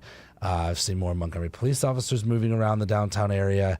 And then of course everything we know that's happening kind of with Max is happening, and I think that kind of collaborative approach is really our best bet for having those numbers. Interestingly, too, is I was talking to Councilor Beard recently, who had done a ride along, and it's just amazing the sheer volume of calls. I mean, and a lot of those calls tend to be domestics and have very varying ranges of what the situation is, and so the number itself, having all these different agencies responding to different things is needed because, we just get a lot of calls. And you led me right to my next question. Sure. How are we doing on the response, like 911 operators? Like when somebody's in a jam or something awful's happened, they call 911. Are they immediately getting somebody? It's funny. I try and be one of those proactive people and say that, I tell my residents, like, if you're hearing things, you need to call 911. So whenever Amanda and I hear something, we try and do the same thing as well. And I've always had pretty good luck with 911. And, that is, it's a tough profession. It's tough to get people into. I know that they've been very intentional about recruitment of that. I know that they've had some new operators. I think there's a press release about kind of updating on where that was about 4 or 5 weeks ago. So I don't have any specific numbers or percentages, but it seems like we're doing okay. I think one of the challenges that I have been told is that systems sometimes, when things happen, they just get immediately overloaded. And if you're one of the people that are calling about something where 16 of your other neighbors are, then that penetration, and I've had some people say like that they've had 911 calls that go unanswered, and we try and figure out how we can address those, because every time you call 911 there's a record of it, right? Sure. And so that's one of the things, and interestingly, that's one of the things I think that people don't realize can help your neighborhood or where you're at, your street.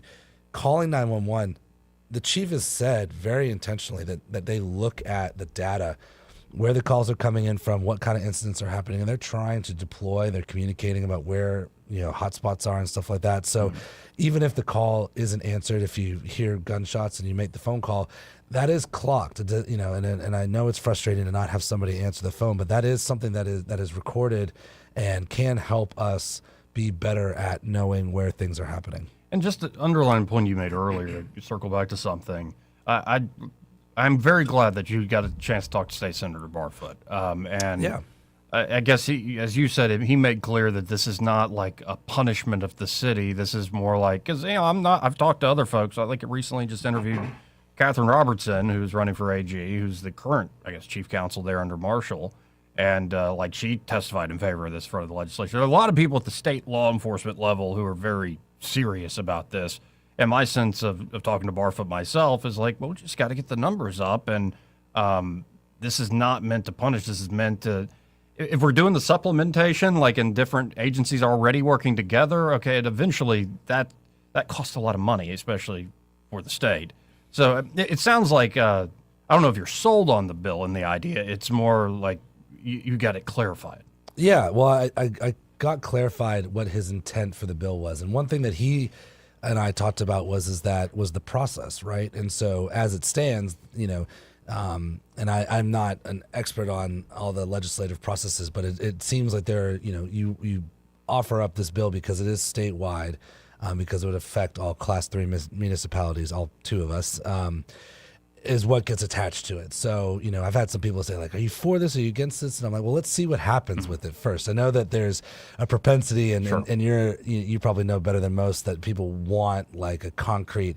So that was why I had the conversation, was to understand his intent behind the bill. And I think there are, some good parts about that, where you are at the core of it trying to make sure that we have the numbers and in a way, there is a tangible way to track that progress going forward. And I voiced some of my concerns too. I mean, I think anybody in this side of things, wants to make sure that we're preserving, the municipality's ability to kind of govern as it sees best. And but when we come and talk about investments into public safety, that's a must, right? And so that's why I was glad, kind of at the base of this is that the idea is just to find a path forward to make sure that our streets are as safe as possible. And we'll see what the progress for this is. I know the legislative session is it's coming up pretty soon. Yeah, they're on spring break right now. Like, there are a bunch of high break? schoolers. That's this week is spring break. Okay, so and then they'll be back next week and the week after. Yeah, but there's only a few legislative days because Monday and Tuesdays aren't legislative days. I go over there every once in a while, but I try to stay away. Yeah, my day job with the Alabama Scenic River Trail is state funded. We're a partner of the tourism department, and so obviously we've been monitoring all of this as well. And I know this year being it's a quadrennium quadrennium. Yeah, so that's the kind of the increased level of pace, and that's, I guess, maybe a little bit more chaos. I don't know. It always seems chaotic to me. Into the quadrennium. Into the quadrennium, and then Anyway, like we got to hit a break here, and we can keep the conversation going. If you have a comment or a question for Andrew Szymanski, 272-9228. For you Verizon customers, 334-272-9228. Like, people have these local numbers saved without the area code, and Verizon won't go through. I've heard about this. Okay, yes. Yeah. I know we have to go to break, but I've heard about this. Yeah, it's I've had to retrofit my grandfather's contacts in his phone. Anyway, y'all stay tuned. We'll be right back. Want to carry News Talk in your pocket? Download the News Talk 93.1 app from the App Store. Available on iPhone and Android. Never miss a moment. Download now. I'm back to doing what I love and more, thanks to the Good Feet store. I suffered with plantar fasciitis for almost 20 years. I would try drugstore insoles and supports. If you suffer with plantar fasciitis, we know the search for pain relief can feel like a hopeless ordeal. I've been through surgeries, foot injections. I thought that foot pain was going to be with me for the rest of my life. At the Good Feet store, we hear stories every day of all kinds of cheap inserts, expensive shoes, and other failed remedies people have tried that just didn't work. I was trying all different things. Not a single one worked. And then I was driving past the Good Feet store, and I thought, why not? Give it a try. They wanted to make sure that they gave me the right arch support for my feet. Then it was like, okay, this is different. These make a difference. I'm so glad I met Good Feet. That changed my life. Don't lose hope. Give the Good Feet store a try. We're located at 7341 East Chase Parkway in the shops at East Chase. Now hiring. This is your roving reporter, and today I'm talking with a political activist. That's right, man. And could you please explain to us your red cap with the letters MMRGA? Yeah, man, this is my MARGA hat. MARGA? Yeah, man, that stands for Make My Retirement Great Again. I see. And to do that, what you need to do is call David Ernest, the asset preservationist. That's right, man. You can call David at 833-596-7233. 833. That's 833-596-SAFE. And I understand that's a toll-free number. Yeah, man. Get David Ernest on the case, and your retirement will be great again. And you make these hats. I do. Here's a whole pile left from the last administration. And they say CPWABD. Yeah, man. Corn Pop was a bad dude. And as you said, there's a whole pile here. Well, there wasn't much demand. I can dig it. Are you tired of the mainstream media's biased reporting? Do you want to stay informed on the news that really matters to you? Look no further than 1819 News. At 1819 News, we bring you the latest in Alabama news, politics, sports, culture, and more. We've assembled a team of journalists with Alabama values dedicated to the truth and the truth alone. Visit us at 1819news.com today. That's 1819news.com. Subscribe to our newsletter. Honest News, Alabama Values. Hi, this is Carl Schmidt, naturopath and owner of the Herb Shop. Listen every Saturday to Winning Wellness and learn from experts in different fields of science and technology how nutritional supplements can help you. Listen to Winning Wellness every Saturday at 10 a.m. What's your biggest investment? More than likely, it's your home. So treat it that way when you hire a painting contractor. At PBS Painting, there are no gimmicks, no $99 specials. Just quality painting and someone who treats your home with the same respect that you do. At PBS Painting, we have been painting for years and look forward to many more years to come. With PBS Painting, the job gets prepped properly, whether it's cleaning, scraping, or priming. We always use quality products, which is a must for a quality paint job. So if you're looking for a painter that doesn't need upfront money and is on the job at all times, then please give me a call. Scott Bowers and PBS Painting, 294-5122. That's PBS Painting, 294-5122. Look at some of our work on Facebook at PBS Painting Montgomery. We know the businesses that keep our communities moving. We walk the same streets, shop the same stores, and support the same local families. Janney King franchise owners take pride in caring for the places they keep our hometown strong. With dependable service, attention to detail, and commitment to doing the things the right way, more businesses are choosing Janney King as their trusted local cleaning partner. Visit JanneyKingCleans.com today. Janney King, the king of clean. This hour of news and views is brought to you by our good friends at Alabama Home Mortgage. Alabama Home Mortgage, 567-4223. Visit them on the web at myalabamahomemortgage.com. NMLS number 1586368. An equal housing lender. Rich Thomas Weather is brought to you by Wiley Sanders Truck Lines. Go to work for a family that puts God and family first. Wiley Sanders is looking for experienced dump truck drivers. Call them today, 855-777-9785. Drive for Wiley Sanders Truck Lines and be part of the family. Rich Thomas Weather. Well, hi, everybody. Temperatures seasonably cool today, but not bad. I think we'll only make the lower 70s for a high and down to about 54 for an overnight low temperature tonight. A sun and cloud mix today, partly cloudy tonight, then back to the low to mid 80s by tomorrow and Friday. Lots of late week sunshine, followed by another temperature setback over the weekend as highs fall back to the 70s, probably lower 70s. From the Blue Water Weather Center, this is Rich Thomas.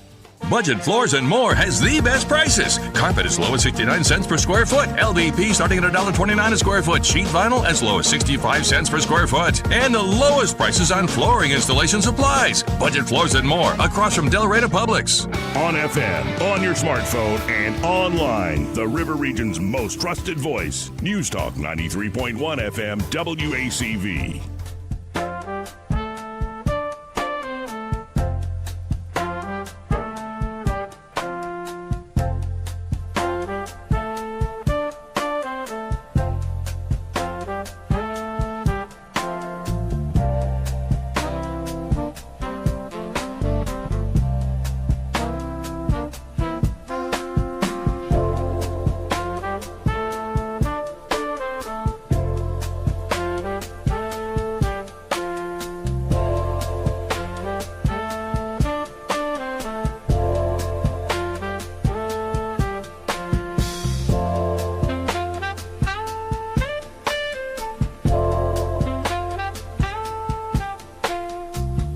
Joey Clark.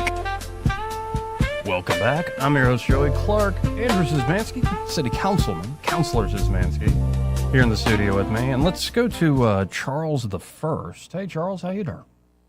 I'm good. Hey, Joey. Hey, Councilman. How you doing? I'm doing good. I had a question.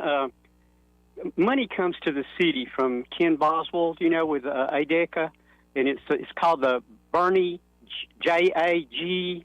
It's a grant because the city having violence, and it's $750,000 a year, and it goes toward things like the Violence Task Force, the Boys and Girls Club, the United Ambassadors Program, and all that kind of stuff to help stop violence. And the reason I'm interested is because my father was the highest-ranking law enforcement official killed in the line of duty, and that's why the award's given out. Officer Bernie was killed in the line of duty. But what I'm wondering is if there's ever a 12% reduction in violence, the city won't get that money anymore. Do you think that y'all will find other ways to keep those programs going, or would you just end them? That's mainly what I was wanting to ask, sir. Sure. Well, and that's a great question and I'm Joey. If there's somebody I can bring on to help with some of that one time, maybe we'll have a conversation about that. Sure. I just looked up because I'd heard about the JAG grant previously, and my guess is that the DOJ, whether it be at the federal level, state level, there's like plenty of other ways that that programs and projects can be funded inside of public safety and law enforcement. So. We're always encouraging the mayor's office to pursue any kind of funding lines that we could have to, whether it be new programs or keep programs going. I mean, we have made the case many, many times that the commitment level of this city towards investing actual dollars into public safety is something that we have been ready to do. And actually, the next kind of phase of that is us having a really serious conversation. I know Councilor Pruitt's going to be championing this, is making sure that we're putting money behind the fire department as well, because we have a wonderful fire department here.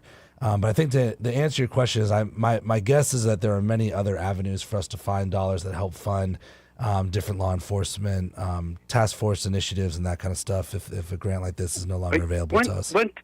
One thing that I was thinking about, though, sir, is I just don't like the idea of it being based on the numbers having to get lower for you to get money. It's no incentive for the places that want to keep funding to make it go down, if you follow my line of thought there. That's why what you're saying is the actual city making aware to the places that do this that their money's still going to be there is not an incentive for them to think they'll lose funding. Right. Well, that's I think that's a good point to that, and not understanding the structure of the program in depth enough, how that really gets evaluated when it comes to the allocation of funds. It gets evaluated.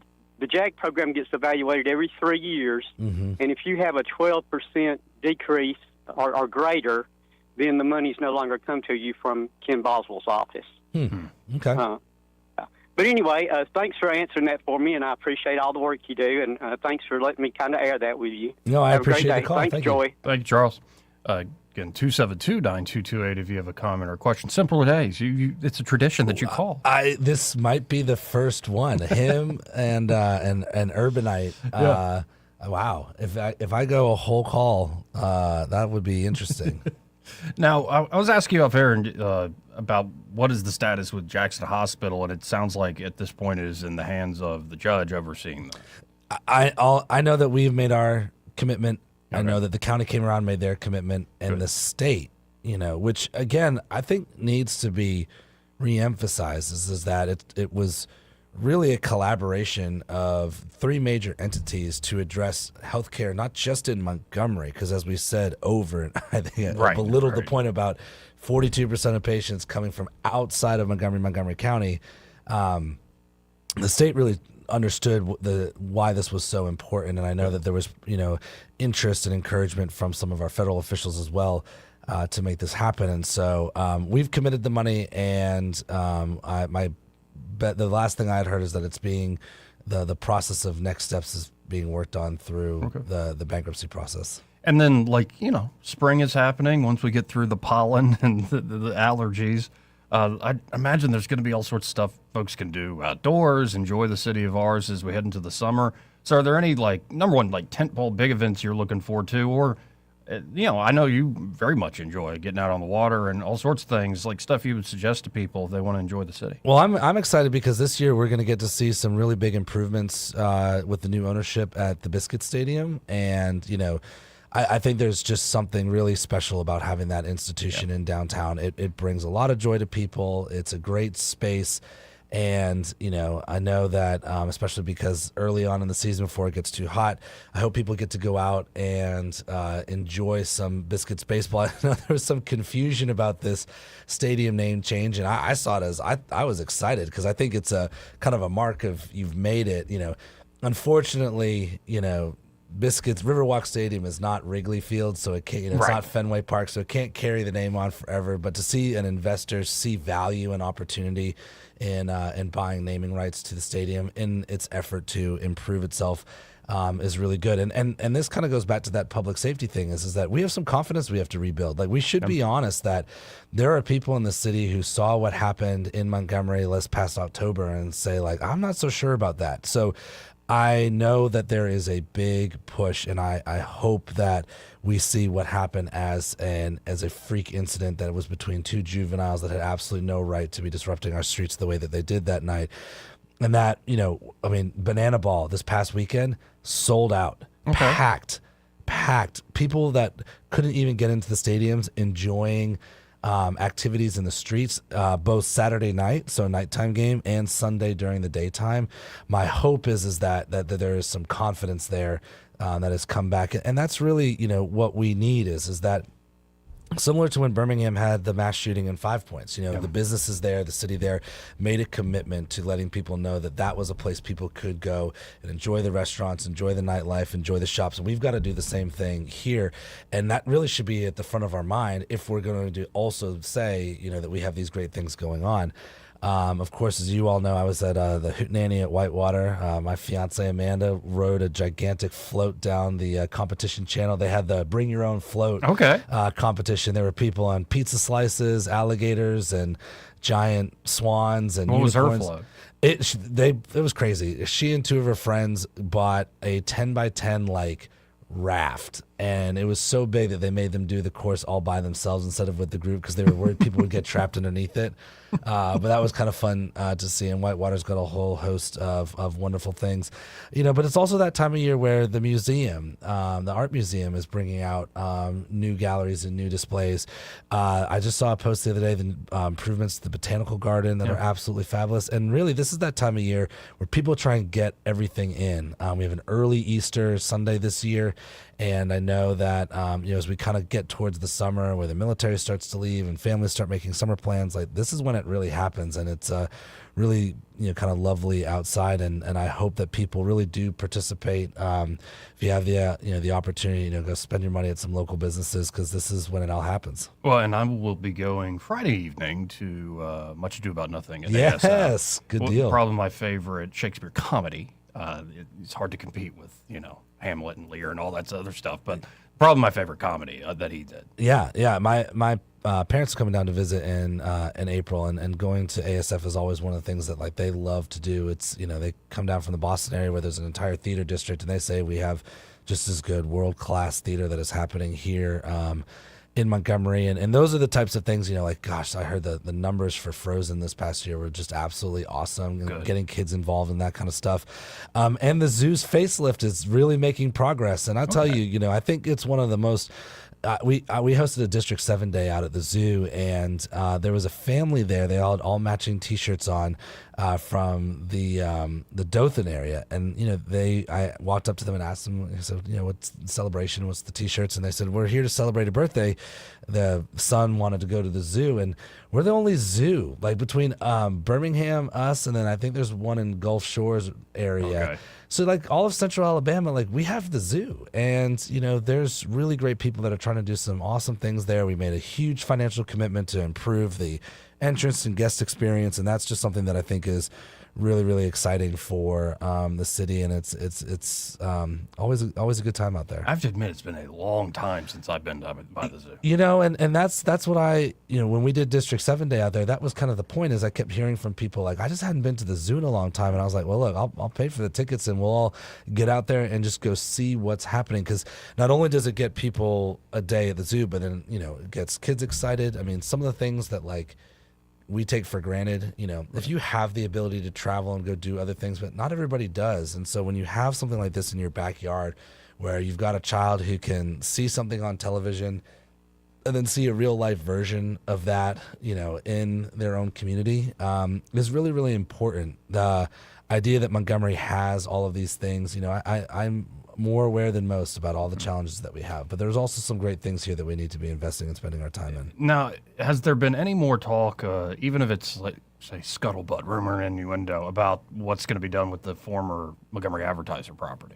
Yeah, there's been talk. We know based on the State of the City address that the mayor gave this year that there is going to be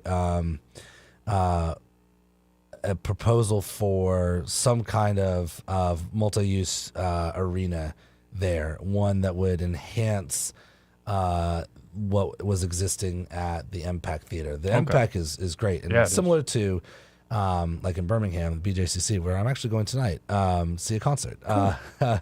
There are some limitations that space has, and so the idea of this is to bring a more arena type structure that also has some meeting space. I'm going to be paying attention to what this looks like. Mm-hmm. I think that there are a lot of great things that we can invest in, and we just mentioned the Biscuit Stadium. There has been some talk about going to the next level with the minor league soccer program as well. We already have a wonderful USL2 league that the YMCA is a big part of, that I'm always excited about and starting back up in May. But we could elevate that and go to the next level, like cities like Birmingham and Chattanooga and Knoxville. And so I think there's going to be a bond issue proposal that's going to come to the council, and what is in there, not just with the arena, but also the idea of soccer, improvements to the airport, other infrastructure projects that could kind of be attached to that. That'll be one of those things that I really hope my colleagues are paying attention to and reading every line of. So it won't just be about that property. It would be, well, let me just ask you straight up. Is it possible to take out a big old bond without, number one, a lot of folks go, are you going to raise taxes? And then what's our reserve? What's our financial status? And, I am in the camp of you've got to do the basics. Like, amenities don't necessarily make a city if, you don't have that confidence in the public safety and stuff. But that doesn't mean you shouldn't be continuing to make the amenities great while you're doing the blocking and tackling and you're doing the, Hail Mary down the field. Yeah. And so it sounds like essentially if we're going to go big, it's not just going to be that property. It's going to be multiple things. And then the question becomes, are we financially able to do it? Yeah, and then the understanding that I have, and I've had conversations and meetings with certain people that have kind of teed up what the general parameters of this would look like is, yes, we'd be making investments into other areas in the city. That's why I'm really curious to see how that breaks down. I know the airport is a really vital component of that. And you're right. I mean, we've talked about this since I first got in, is that there is this challenge of looking at effective competitive cities and seeing them and knowing that they're doing multiple things well at the same time. And one of the things that we have to do, we have an affordability case. We have an access and job. We are a state capital. We have a lot of great things. And also we have to think about and be a little bit honest. And I know it's a challenging thing, but we have to think about the next generation of residents. What are they going to look like? And right now, a lot of those people are coming in, looking at more urban centers. They want to be closer to cities and closer to things, especially younger professionals, and they want to have cool stuff. And so I think there is a balance there. I even was talking to a colleague of mine in another Alabama city, and they said one of the reasons that Birmingham has been able to dramatically increase the number of police officers they have is just that if you're 24 years old and you're making a strong salary in an affordable place, you also want to have some cool stuff to do, right? If you're being empowered with that. And so making sure that we are a place that people want to live, that see as viable, interesting, and exciting is part of the game. That should be directly coupled with the other investments you are making and the things you are saying about not just that Montgomery is a cool place, but also it's a safe place. We need to be telling people that, we have public safety at the forefront, that we have things like fire rescue, at the top-notch quality that it is, that we have a vibrant business community, that we are doing better about hopefully, making it easier for people to open businesses here. We also need to be doing the things that incentivize companies to relocate themselves. There are a lot of businesses right now that are in other states that are just getting crushed by the cost of staying there. So we need to make them come here. And one of the things they're going to do is they're going to look down their workforce and say, okay, where do I want to take my 60, 80, 150, 300? I mean, maybe in the aspirational world, 1,000 employees. And is Montgomery positioned in the best way to make that CEO's answer Montgomery, Alabama? And so that's why this will be a really interesting process. It's one we're all going to have to pay attention to. It's one we're all going to have conversations, potential negotiations over, because this could be that thing. And to your point about financial stability, the bond, as I understand, is that we are rated because we have sound financial health here in the city that will allow us to pursue the finances that we need to make this thing happen. The impact to the individual taxpayer is another thing that I'm going to be paying very close attention to. And before you go, I forgot to ask you about trash pickup. I haven't personally had any problem with trash pickup, but you've been hearing stuff, like, what's going on? Look, it's that time of year, right? It's spring cleaning time, and I know that there have been residents that have had some frustrations about, my trash wasn't picked up. I am not going to say out loud anything that will get me removed from this office, but I think it is a luxury, a unique luxury, that Montgomery gets to have twice a week trash pickup, and I think that's a wonderful thing. There are some challenges to that. A truck goes down, a couple guys or gals get sick, and it disrupts that. Now, there are some areas I have heard that have had some more persistent disruptions, and I know we have a fabulous public works team, and the director and I speak all the time, and whenever I have an issue, they are deploying. I actually had somebody in the district who had an issue about some leaf and limb not being picked up for a couple of weeks. Not only did that get addressed, but a representative from Public Works went out there and spoke to the homeowner and said, just kind of explain what was going on. So we've got great team of people there. It is a big lift to keep our city clean, to deal with all of the, especially in spring cleaning time, leaf and limb that we have out there. We've had some pretty big storms that have come through. But I have a lot of faith in what they're doing, and I think it's a really great thing that we get to have here. I mean, you go anywhere else, pretty much in the country, tell them you get your trash picked up twice a week, and most people will be quite surprised at that. Well, this 45 minutes or so just flew by. Yeah. And great seeing you, man. And always appreciate your time, and just appreciate the way you go about the job. It's earnest, it's forthright. When I ask you a question, you're straight up about it.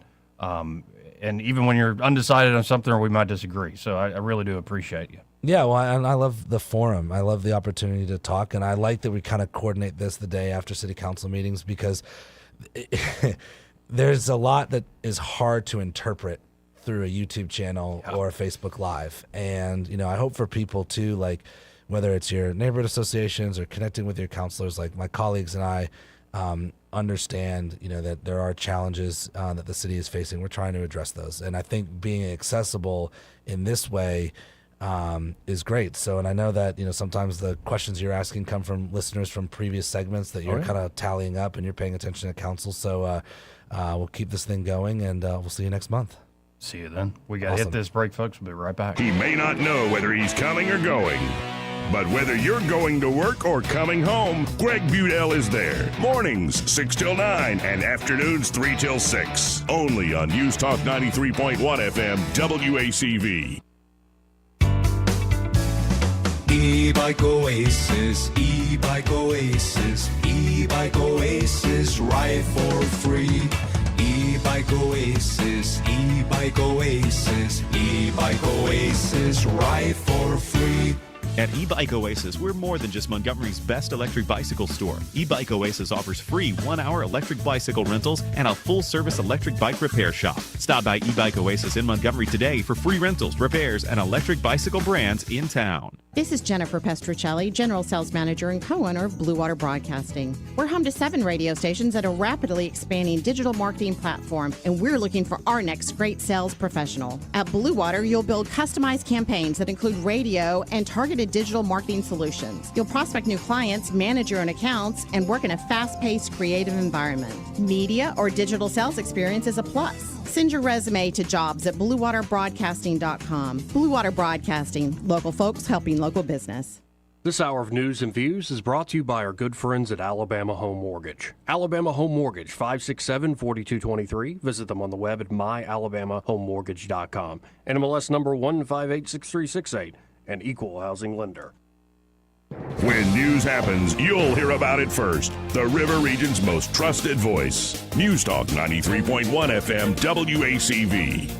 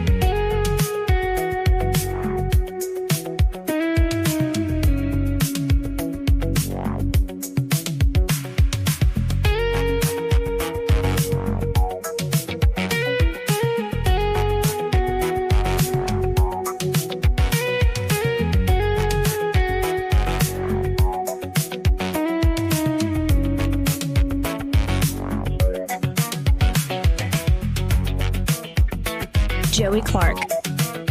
Welcome back. I'm your host, Joey Clark. Always great seeing Andrew Szymanski.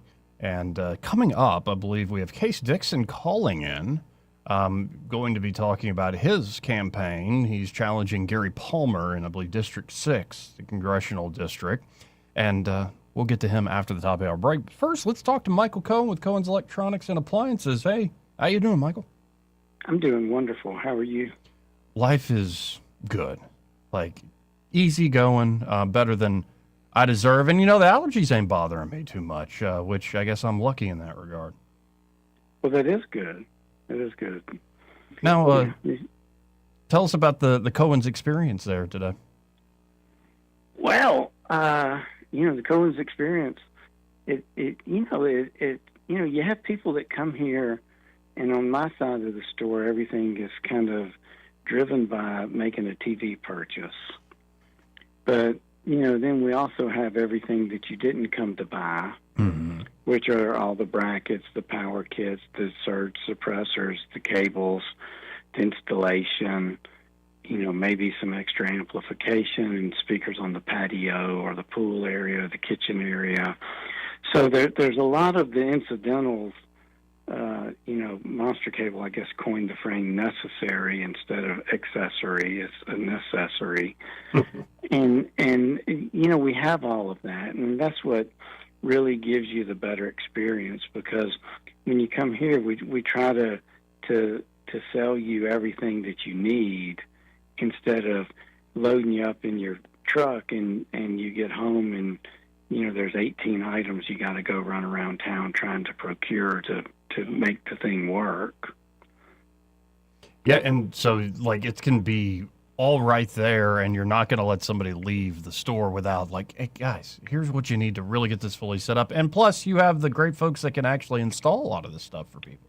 That's the key to the whole thing is, the most important part of this whole system is getting it installed properly, getting a good school on how to operate it, and have it be installed to where it operates as simple as possible.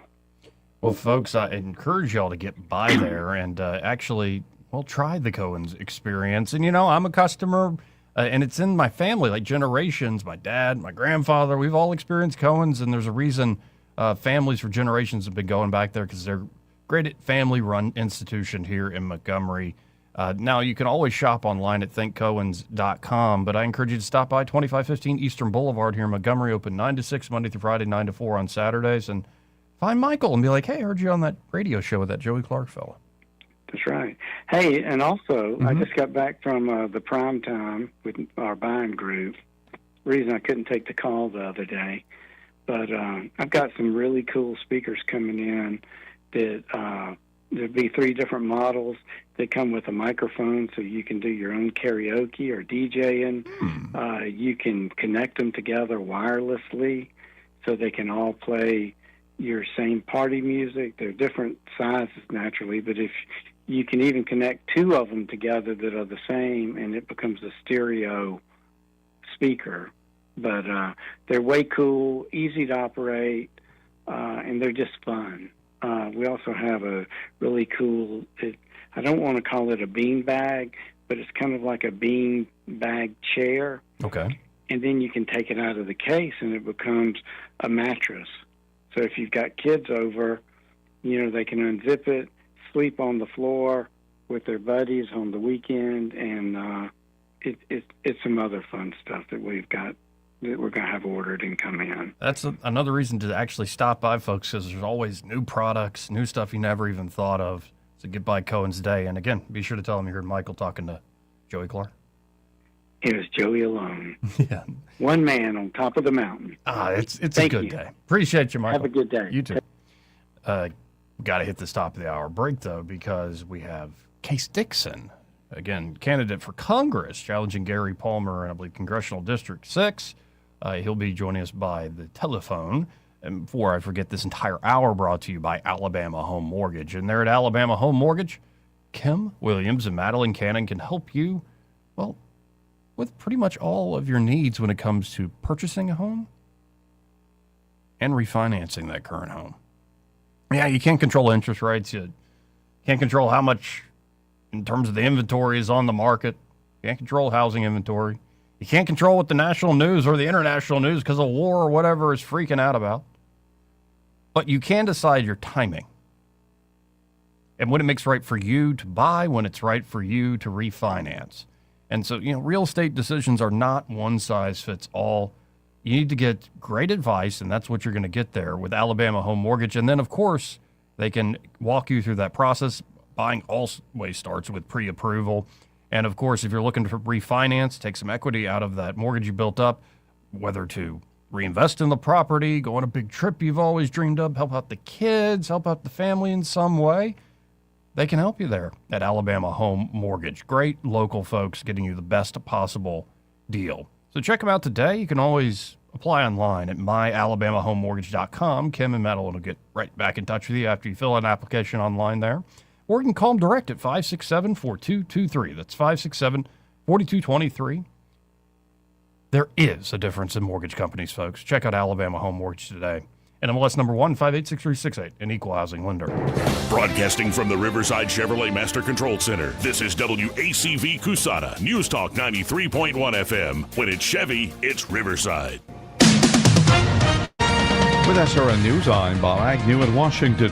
As the war launched by the U.S. and Israel continues in its 4th week, a survey from the Associated Press Nork Center for Public Affairs Research indicates while President Trump's approval rating is holding steady, the conflict itself could be swiftly turning into a major political liability for his Republican administration. A lot of respondents believe the war is going on for too long. They're also afraid of how it will continue to impact gas prices.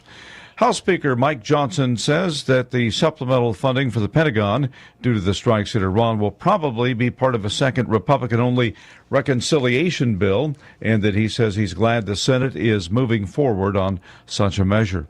Travel disruptions deepened yesterday, even as senators raced to salvage a proposal that would end the Homeland Security shutdown by funding much of the department, but still allowing Democrats to hold up funding for some aspects. This is SRN News.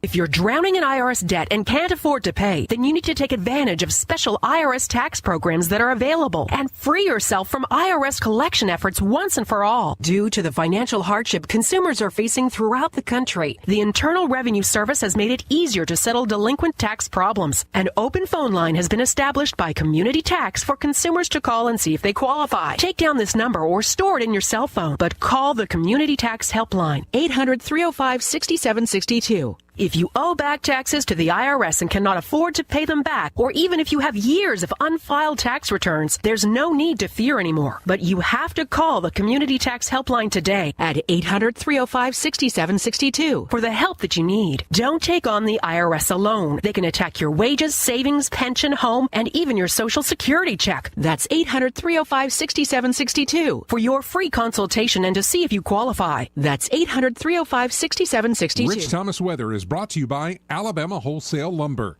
It's more than just great prices on lumber. From Trex decking to energy-efficient windows and Tamco shingles, Alabama Wholesale Lumber has it all. Rich Thomas Weather.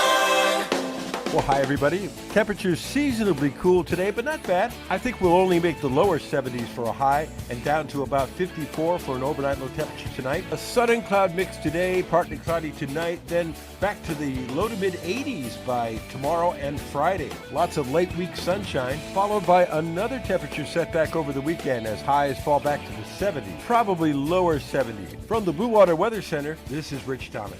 CB&S Bank, serving families and communities since 1906. Proud to be named 16th best performing bank nationally in their asset category by American Banker. Learn more at cbsbank.com. CB&S Bank, member FDIC, equal housing lender.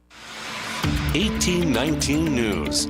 U.S. Senator Tommy Tuberville is offering legislation within the U.S. Senate that is in regards to collegiate athletes in the transfer portal. The student-athlete action would allow for an athlete to transfer only one time without having to sit out an academic year. Should the athlete transfer more than one time to a different college, then they would be required to sit out for a year. Tuberville says he has no problems with athletes getting money through the use of the transfer portal where schools are seeking to bring in players, but he also says athletes should not be selling themselves continually for bigger money. The senator says this is a huge problem and is preventing students from getting a college degree. I'll be back with more Alabama stories after this. Are you enjoying 1819 News? If so, consider joining 1819 News as a member. As a nonprofit news organization, we depend on the support of Alabamians like you. Memberships start out as little as $5 a month, and you'll get access to exclusive content only offered to our members. You'll be supporting independent journalism done by people who cherish Alabama values. Become a member today by visiting 1819news.com and clicking Become a Member. That's 1819news.com and click Become a Member today.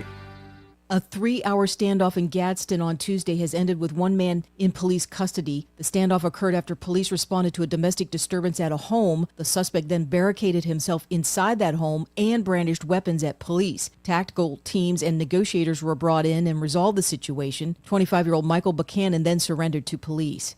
The city of Saraland held a ribbon-cutting ceremony on its new municipal complex and its event center. The $6.6 million project is off Highway 43 and will be used to bring the people of that community together with more than 25,000 square feet of space for performances, meetings, weddings, and conferences. I'm Andrea Tice. For more news affecting Alabamians, go to 1819news.com. And while you're there, subscribe to the daily newsletter. This hour of News and Views is brought to you by our good friends at Cole Plumbing, 279-8919. Cole Plumbing is number one in the number two business. You don't have to dig a hole. They have proprietary pipelining technology. Ask them about their tankless water heaters. Remember, when you have trouble with your bowl, call on Cole. 2026 marks 60 years that hope has had a home in Alabama. At the Alabama Sheriff's Youth Ranches, children who've lost everything through no fault of their own have found something priceless. A safe place to live, a loving Christian family, and the chance to simply be kids again. Here, boys and girls grow up surrounded by care, guidance, and faith, learning right from wrong, learning responsibility, learning they are valued and that their lives have purpose. As the Alabama Sheriffs have believed for 6 decades, it's easier to build boys and girls than to repair men and women. These former ranchers are now teachers, parents, business owners, and leaders, living proof that love, structure, and faith can change a life forever. As the Alabama Sheriff's Youth Ranches celebrate 60 years of serving Alabama's children, you can help ensure the next child has the same chance. Learn how you can make a difference at alabamasheriffsyouthranches.org. 60 years of building lives, and we're just getting started. The views and opinions of the following program are solely those of the host and other contributors. These do not necessarily represent those of Liberty Acquisitions 825, Blue Water Broadcasting, its management, staff, or any advertisers.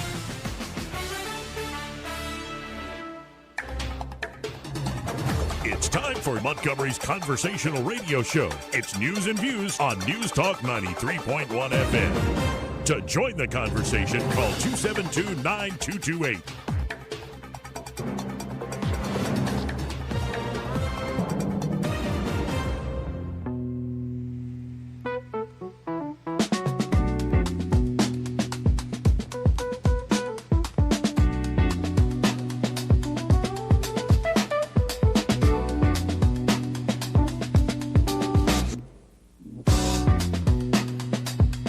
Joey Clark. Welcome back. Now, as promised, we have joining us over the phone a candidate for Congress running in Congressional District 6. We have Case Dixon. He is challenging Gary Palmer coming up soon. I guess it's May the 19th. Case, how are you, sir? Joey, I'm good. It's good to hear from you. I hope you're doing well. Life is very good, better than I deserve. Now, I first, because it's been a second since we've talked to one another, for people who didn't hear us last time, can you just give the 101, the elevator pitch? Say somebody meets you at one of these forums, gets to shake your hand, ask you, this basic question. Introduce yourself again. Yeah, absolutely. So I'll go ahead. Yeah, you go ahead. Sorry, getting a little feedback there. I'm sorry. This is my bad. I'm a lifelong Alabamian. I'm a husband. I'm a father. I have 2 young kids. I have a just over 2-year-old. I've got a 9-month-old. And that's really why I'm stepping up to run, because I'm worried that the politicians that we're seeing today, and particularly in District 6, are not up to the task. We just have $39 trillion in national debt as of last week. This is eroding the purchasing power of Americans. It's making it harder for families to get by, and this is something that's not being addressed. I work full-time in healthcare right now, so I've got some real-world experience, and I think that I can use my expertise and my skin in the game to really fight for the future of not just my kids, but the future of all the people here in Alabama, in District 6, and across the nation. And a lot of those issues, you don't think, just to ask it directly, that Congressman Gary Palmer has been kind of fighting back on these issues, or do you think he's part of the problem? No, I think he's absolutely part of the problem. When leadership says jump, he says how high. We've seen that time and time again. I mean, just take, for example, the debt hike for the debt ceiling, $5 trillion, the highest debt ceiling increase ever in history over the summer. Now, that's just one thing. But, I mean, if we go down the list, I mean, take, for example, Congressman Palmer is on the Committee for Oversight and Accountability. He should be leading the effort to bring accountability back to Congress in multiple different ways. But just recently, once again, over the summer, leading on into the fall and still going on now, we saw the debacle with the Epstein files. He refused to sign on to the discharge petition. But yet when the writing was on the wall and leadership said, okay, now it's okay for you to vote for this, he, along with every other member of Congress, actually passed it nearly unanimously. But then he likes to go on to X or Facebook and talk about, oh, we're going to hold the Clintons accountable and we're going to do this and that, because he can, as part of that committee, can subpoena folks. But then we're going to decline to subpoena Attorney General Pam Bondi until, I think as of recently, I saw some news that they actually finally did decide to do that. But it's just time and time again you see that leadership is really the ones pulling the strings in Washington, the Speaker, the other House majority folks, the Senate majority, and they're the ones that's really keeping votes from coming to the floor and saying, hey, you can vote for this or you can't. And if you actually look at his record, Congressman Palmer is not willing to stand up for the district, not willing to stand up for the people of Alabama, and he just votes in accordance to what leadership tells him to. And I think it's time that we need someone different in that seat. Now, in a second, I want to ask you about the possibility, because you throw a lot out there at Congressman Palmer, and I think there is a lot of plausibility. I'm trying to be nice and neutral here, but plausible indeed. And so I ask you about a potential for any sort of debate. But, like, if there's one of these issues where you have to, like, go to the mat, you have to stand up against the leadership, what do you think that issue is where you spend that capital, where you pick that fight? Well, the number one thing that I'm most concerned about is our national debt. I think at the end of the day, and that's why the GOP is at risk of losing in the midterms, because we've not addressed affordability in ways that are meaningful to folks. We did have the gas prices were on our side, but as of late, that's actually gone the other direction. And so not just, it's two-facet, right? In order for the GOP to maintain majority, they actually have to address concerns of all people, of whatever political party you are. And everybody cares about the economy. Everybody cares about if they're able to afford necessities. And so that's the number one thing that I'm concerned about. But also, too, it's not just so the GOP can maintain power, but it truly is for me and my family and my peers and the folks that I live around here in Alabama. Because I'm worried, because when my wife and I, when we went to buy our first home a few years ago, the price jump from just a few years was absolutely insane. And I can't imagine if we continue down this path how it is going to be for my daughters, how they'll be able to start a family, buy a home, get married, etc. And so, someone asked me once, well, what incentive do you have to ensure you're actually going to focus on these issues? I've got skin in the game. I've got a young family. I've got people to fight for. And so the national debt, but more so how it relates to the everyday economy, is the number one issue that I'm focused on and that I would be willing to go to the mat for against leadership every single day of the week. Here. And, I share your frustration. I'll generalize it in the sense that people often around elections talk a good game. And it's so often when they nationalize these congressional elections about our team needs to win. Like the Republican team must win. And, of course, when you compare to Democrats, a lot of folks go, well, obviously, especially here in Deep Red, Alabama, of course the Republican has to win. And the unfortunate part is even when our team wins, we don't win. You end up with the rhino, or you end up with the middle of the road people controlling the whole process at the committee level, and then not, we're spending more money. We're in another war.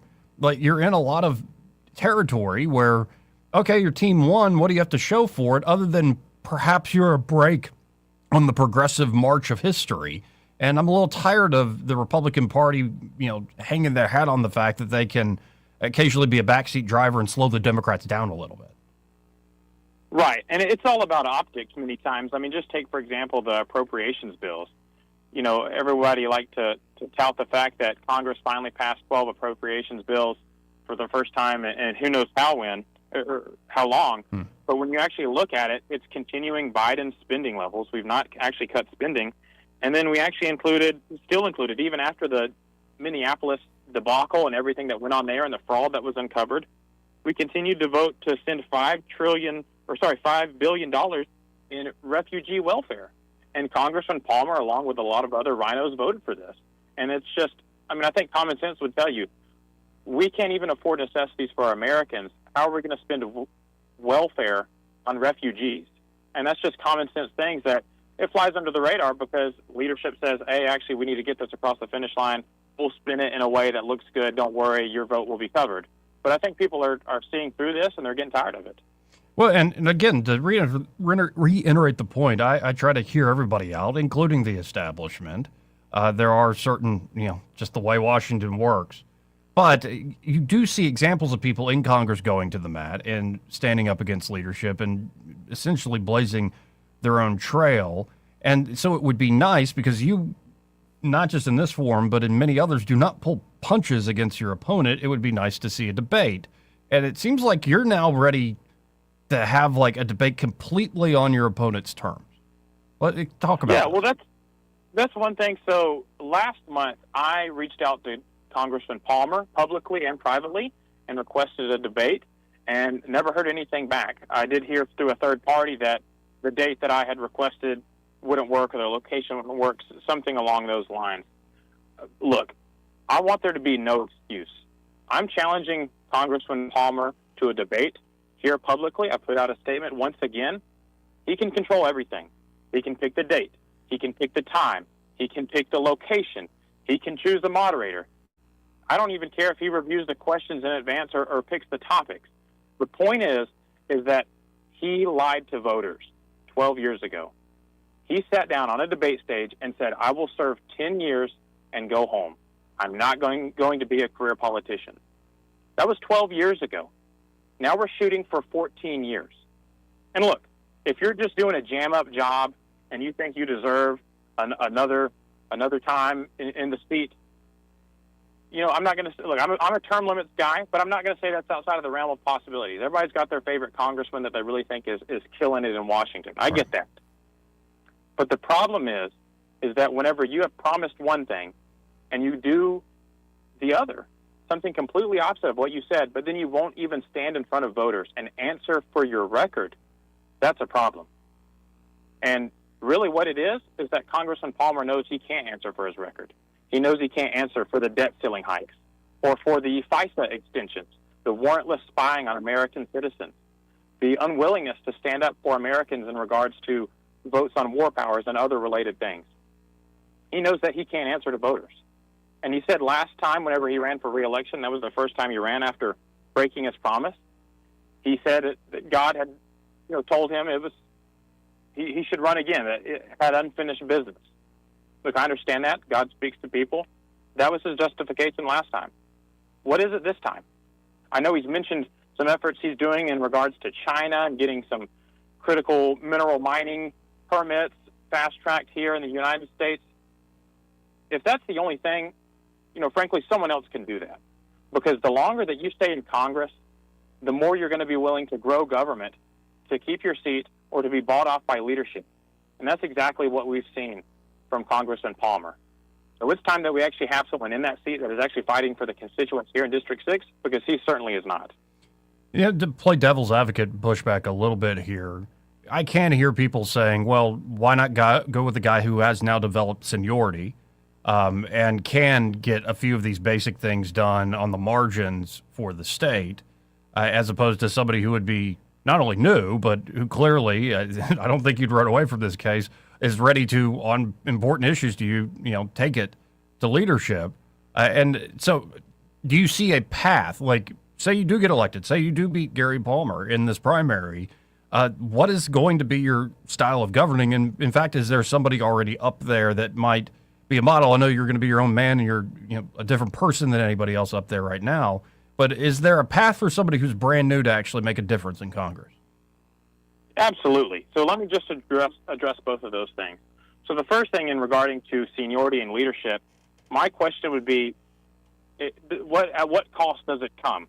Whenever you have a congressman that's voting for the things that I've touched on, as well as something else that we saw recently, where he voted to keep behind closed doors which congressmen were using the slush fund to keep quiet sexual harassment claims that have been brought against them, that's a problem. And I think that's the cost at which seniority comes, because you owe people favors the longer you're there. I mean, that's just common sense. Whether it's lobbyists, whether it's leadership, doesn't matter.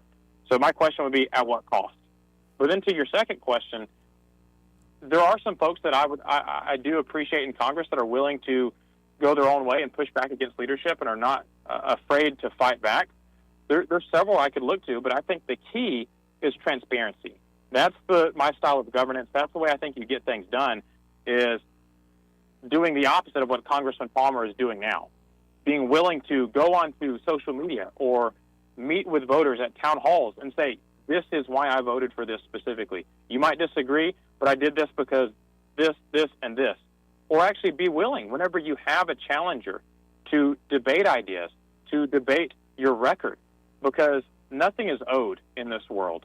And that's the way Congressman Palmer is showing that he feels that he's owed this seat, that he doesn't even need to meet with voters, he doesn't even need to meet with people in the district, that he's going to win regardless, and he doesn't have to answer for the things that he's done. And he's just coasting. He's fine with coasting on the name ID and saying, look, to heck with it, I'm here now, y'all ought to vote for me because of who I am. And that's not how it is. And so I think the transparency is key, and that's what I would hope to bring to the district. Now, on a couple of the big issues that are continuing to be in the news, and it's starting to feel like Groundhog Day with the Iran war and the SAVE Act. But let's start with the war. What do you make of this war? And I'll just share my worry is, especially if we're still talking about this on America's 250th birthday on July 4th, we got big problems. But what's your take on this? Yeah, I try not to look in the rear view too much. There's a few things that I think we could have done differently at the start. I'd like to see us not involved in a war altogether. But I think the number one thing now is getting to the negotiating table and trying to get this taken care of quickly. We've already lost 13 service members. That's 13 too many, and we don't want to see any more. I mean, we had gentleman from the district here, from the Trussville area, that was it was an accident. It wasn't actually they weren't even under fire, but still, I mean, with war comes mistakes, and people are losing their lives, and this is serious business. And so I think the quicker we can get this over, the better. But my fear is that it's expanding. And that's what happens whenever you get involved in these types of things, is that it usually doesn't de-escalate very easily. But I think that measures need to be taken to ensure that is the case, because it's not to the benefit of the American people. Going back to the debt, I mean, that's the number one driver, or maybe not the number one driver, but that's one of the big drivers of our national debt is war spending, and it's a hidden tax on American citizens. I mean, just the estimates now are that we've already spent $34 billion in Iran since this has started. And now, we're hearing rumors of a $200 billion supplemental package, whatever it may be. This is not in the benefit of the American people. The quicker we can get out of this, the better. Now, another issue that's riled up all sorts of folks, and including at the state level, is this idea of AI coming down the road and these data centers and the demand for power and the need to produce more energy because of the demand that these data centers create. So, number one, what do you think of this march and this burgeoning of artificial intelligence really disrupting so many industries in our lives? And what do you make of this worry, I think a justified worry by everyday people, of energy costs and power costs? Yeah, absolutely. So the number one thing in regards to AI and how it affects jobs, I mean, it's a tough situation, right? When one door closes, another one opens. We've seen that in the past. Whenever we came out with the cars, I'm sure the guys that were, saddling the horses and pulling people around, they were pretty upset at first. But, now we have a lot of mechanics, and that's a small example. But right. My point is that there's always emerging industries that we may not see on the horizon. So that's one thing I'm confident will come out of this. But in regards to the data centers and the energy costs, I think the number one thing is to make sure that the local areas, the local municipalities, and the states are in control, because they know best what their citizens need. And so we're seeing out of Washington right now, they're trying to put a blanket kind of law in place to where they're going to control what the states do to not stifle innovation in AI. And I think that's a mistake. And I think that the Constitution is clear, particularly the 10th Amendment, that the states are really the sovereigns and that they should be able to decide what is best for their communities. And so I think that's going to lend itself to the best results if we adhere to that. Now, another issue that continues to pop up here or there, I think of somebody like a Tim Burchett or an Anna Paulina Luna constantly talking about this. And I guess I just want to take your temperature on if you think this is an important issue or more distraction. But the UAP, UFO conversation that's ongoing, what's your take on it? That's not something I really pay a whole lot of attention to be honest. I feel like there are more pressing things that are really at the forefront of the issues right now. I don't know how I feel about it. I don't really think there's life outside of Earth. I've never seen any mention of anything like that in the Bible, but who knows? But I think there's just bigger fish to fry at this point, to be honest. Fair enough. And, sometimes I find it to be like the big reveal's happening, and it's like another nothing burger. And you know what I call those? I'm going to steal this from Congressman Massey out of Kentucky, but he calls those weapons of mass distraction, right? To distract folks away from the real issues at heart. It's a little sleight of hand. Look over here. We're going to talk about aliens. Oh, also, we're going to buy a bunch of mortgage-backed securities and mess up the housing system. I mean, so it's a little sleight of hand going on, in my opinion, with a lot of these issues. Now, at the end of the day, a lot of people did vote for Donald John Trump to be president, and I still think a lot of folks, even ones that have been disappointed on a few decisions, which was bound to happen, would still vote for him over Kamala Harris. But how do you think the Trump administration is doing at this point, over a year into power? The positives I will say, I think that Donald Trump has done a great job of really the culture of getting the DEI out of politics.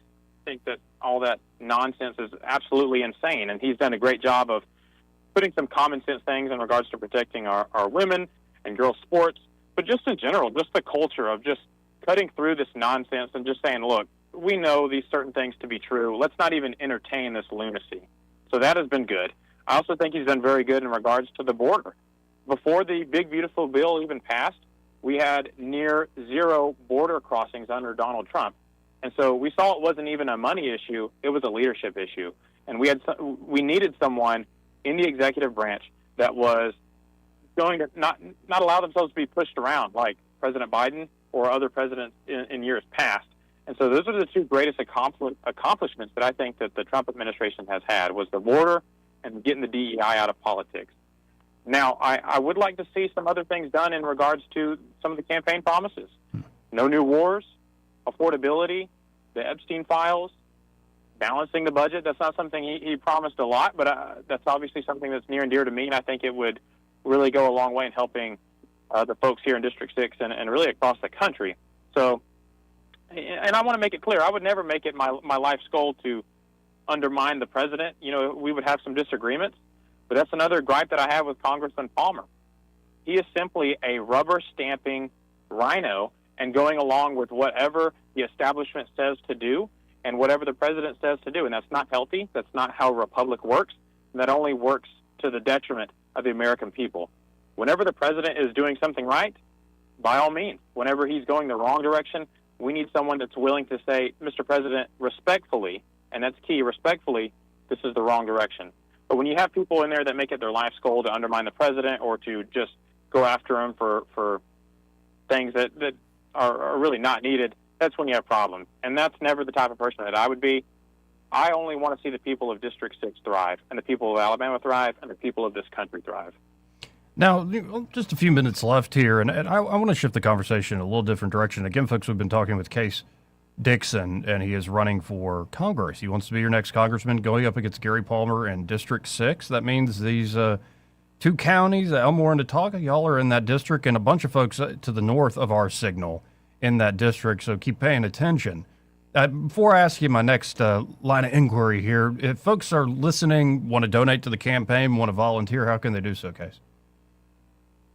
Yeah, they can find me on all social medias at Case Dixon, but they can also go to my website, Dixon4uscongress.com. That's DIXONFOR, letters US, Congress.com. I guess this is more just a general prompt, and react however you wish. I've, over the years, started to notice that a lack of trust in a lot of our institutions and the polarization of not only the two parties but within the parties seems to have at least been correlated with the lack of belief in God and praying and reading the Bible, not just weekly, but especially like each day, and being familiar with the scriptures, being familiar with Christ. And familiar is a very mild word. I'm using it in that way, mildly. I've noticed in the last several months, especially after the martyrdom, I would say the assassination and martyrdom of Charlie Kirk, really hopeful signs for a younger generation. I know you're a younger man compared to most up there in D.C. right now, and it gives me hope, though we should always have hope, but it gives me even more hope to see that a new poll came out that half of millennial men and Gen Z men are now at least reading the Bible weekly. Church attendance continues to spike amongst the youth across all sorts of denominations in the Christian faith. Where do you think we are? And I'm not trying to say that, you're a theologian and you must be an expert on this stuff, but I know you're a believer, and so what do you think this moment is for our nation? Yeah, so I 100% believe that we are not just fighting a political battle against the left or against people in our own party that don't actually adhere to the principles they claim to, but we are fighting a spiritual battle. I genuinely believe that. There is good and evil in this world, and evil is going to try to overtake good. And so I'm very happy to see a lot of folks turning to the Bible and turning to Christ in these days. And I think it's because they're also coming to realize this, and that they know that there is someone higher than the state, and that God is the ultimate authority over what happens in this country. And whenever you realize that and act in accordance with that, I think that's really, that was the mindset of our founding fathers, is that they knew that Christ was the head and God was the head of everything. And whenever you forget that and you abandon that and you treat the government as the head of your life or the ultimate authority over your life, that's when you see people conceding liberty and freedom and it just goes downhill from there. But I think that we have to remember that God is at the forefront. God is in control, and ultimately, He is who we make our appeal to, not the government. Amen. Well, and I appreciate your time today, Case. And when you can't stop by in person, but if you got time before the primary vote, and please feel free. Yeah, and I want to close with saying this. I want to speak to Congressman Palmer directly. You owe the voters in your district a debate. You have a lone challenger in me. You have a record that needs to be answered for. And so you cannot coast on the name ID. You have to speak up for what you've done, and you owe it to the voters. Well, there you go. Well, I appreciate you, Case, as always, and hopefully we'll talk again soon. Joey, I appreciate it. You take care, man. You too. God bless. Again, Case Dixon. And, he doesn't pull punches, and he wants that debate with Gary Palmer, and honestly, I don't think that's an unreasonable ask. Of course, I can put on my cynical political hat, and there are a lot of folks that choose not to debate because they think they don't have to. We'll see. We'll see what voters say here in just a few months. 272-9228 if you want to get in on the conversation. I got to hit a break here. But first, this part of the program brought to you by Pest Pro Services. And they're at Pest Pro, Ashley and that great team are ready to help you as the spring has sprung and you see all the life and all the green. And then all of a sudden you notice, fire ants, mosquitoes, cockroaches, wasps, all those little critters freaking you out. And you haven't even gotten a termite inspection done in years. What are you doing? Get on top of it. And Pest Pro can help you do that. Just get in touch with them. Get on their monthly subscription model. It's a great way to control costs year-round, and you get great, incredible service by wonderful local folks. So you can learn more at ppsrevision.com and get in touch with them that way. And you can always go to Pest Pro Services on the Book of Faces. They have a very active Facebook page. Or just call them direct at 265-9990. That's 265-9990. And when you call them up, be sure to say, hey, I heard that Joey Clark guy on the radio talking about you. I want to see what you can do for me. We'll be right back. Want to carry News Talk in your pocket? Download the News Talk 93.1 app from the App Store. Available on iPhone and Android. Never miss a moment. Download now. Hi, this is Bo Goodson from the Goodson Group with your Real Estate Minute. Here in the River region, thousands of hardworking folks will be buying a home, some for the first time. How do you know you are buying the right home? It starts with research. A buyer's agent can help you in your search, providing a list of homes you may not be aware of or know about. At the same time, a meeting with a local lender to find out exactly what you qualify for and how much it will cost at closing and monthly. A list of needs and wants provided to your agent will help them locate properties that match those needs. An example would be bedrooms, baths, school zones, floor plan requests will also help. Start shopping and look at homes and compare and make a list of pluses and minuses for each home. Compare them with your agent to narrow the field. After you work out the contract, appraisals and inspections come next, and then the closing. For more details, call Bo Goodson at the Goodson Group, 221-2883. That's 221-2883. Hello, everyone. Robbie Pelt with Capital City Roofing. If you think about it, your home is your biggest investment in life. Your roof covers your home, so why jeopardize your biggest investment on a roofer you don't know anything about when you can deal with a reputable roofing company like Capital City Roofing? We have an A+ Better Business rating and the best manufacturers and workmanship warranties available. We do all residential and commercial roofing applications that are certified through the manufacturer to ensure you get the best material and workmanship money can buy. We also have your project in our best interest before and after construction has been done. Don't hesitate to call us if you have any roofing issues or questions. We will match any of our competitors' price and give you the same great workmanship warranty. We also give free estimates. Give us a call today and let us show you the difference. 277-3311. That's 277-3311. Or you can check us out on the web at www.capitalcityroofing.com. Capital City Roofing. We capitalize the roofing industry. this is your roving reporter. Today I'm talking with a man from outer space. What's up, Earthling? I see you've landed your spacecraft over there in that field. That's right, man. My question is, why have you landed here on our planet? I came to see David Ernest. The asset preservationist? Yeah, man. I wanted to see if you would take a look at my portfolio for me. Well, before you make the trip over there, call him on his toll-free number, 833-596-7233. And I understand those last 4 digits spell out the word safe. That is correct. Funny thing happened the last time I came to Earth. What was that? I went to the Walmart, man. Yes? And I accidentally went in the back door. How did that work out? Well, they stopped me and very gently told me that I needed to go around front and come in. And then what did you do? I said, cool, man. Take me to your greeter. You flew millions of miles just for that. Hey, man, I don't write them. I just read them. For too long, Alabama's statewide news companies have shamed us for our conservative Christian values. Alabama deserves a news company that cherishes our culture, a company that isn't bought and paid for by the powers that be. 1819 News is that company. Run by Alabamians for Alabamians, 1819 News celebrates what is good and beautiful about our state, while exposing those who work against our values in secret. Just go to 1819news.com to learn more. Subscribe to our newsletter. That's 1819news.com. This hour of News and Views is brought to you by our good friends at Cole Plumbing, 279-8919. Cole Plumbing is number 1 in the number 2 business. You don't have to dig a hole. They have proprietary pipelining technology. Ask them about their tankless water heaters. Remember, when you have trouble with your bowl, call on Cole.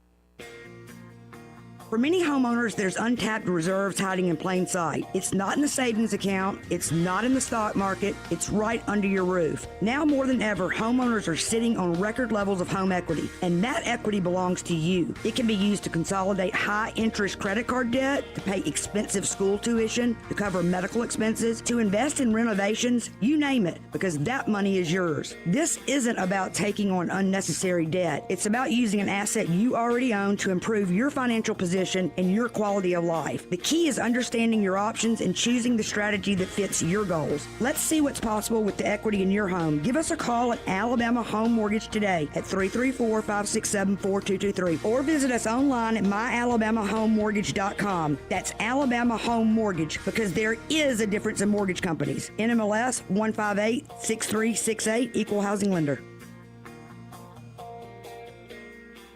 I was in foot pain for 20 years, trying to give it relief, buying all these different insoles. Drugstore insoles, custom insoles. I spent thousands of dollars. I bought all these products, and not a single one worked. I really, truly needed to have relief in my feet. And the Good Feet arch supports were what gave me the relief I needed. For over 20 years, we've been helping people like Teresa actually live the life they love without their feet getting in the way. They wanted to make sure that I got something that my feet felt good in, not somebody else's feet. I love the fact that I can wear these arch supports in all my shoes. I have boots, I have cowboy boots, I have running shoes, I have walking shoes, I have flat shoes, I have heels.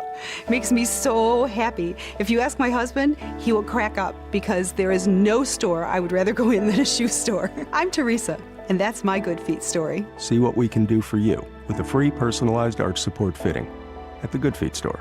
We're located at 7341 East Chase Parkway in the shops at East Chase. Now hiring. This hour of News and Views is brought to you by our good friends at Cole Plumbing, 279-8919. Cole Plumbing is number 1 in the number 2 business. You don't have to dig a hole. They have proprietary pipelining technology. Ask them about their tankless water heaters. Remember, when you have trouble with your bowl, call on Cole. Weather, a service of H&H Carpets, where right now, get a load of this, listen close, you get a house full of carpet for $19.95 installed. Unbelievable. They're located at 6450 Atlanta Highway, just across from Walmart. Rich Thomas weather. Well, hi, everybody. Temperatures seasonably cool today, but not bad. I think we'll only make the lower 70s for a high and down to about 54 for an overnight low temperature tonight. A sun and cloud mix today, partly cloudy tonight, then back to the low to mid 80s by tomorrow and Friday. Lots of late week sunshine, followed by another temperature setback over the weekend as highs fall back to the 70s, probably lower 70s. From the Blue Water Weather Center, this is Rich Thomas. The premier place the River Region turns to for news, weather, traffic, and opinion. News Talk 93.1 FM WACV.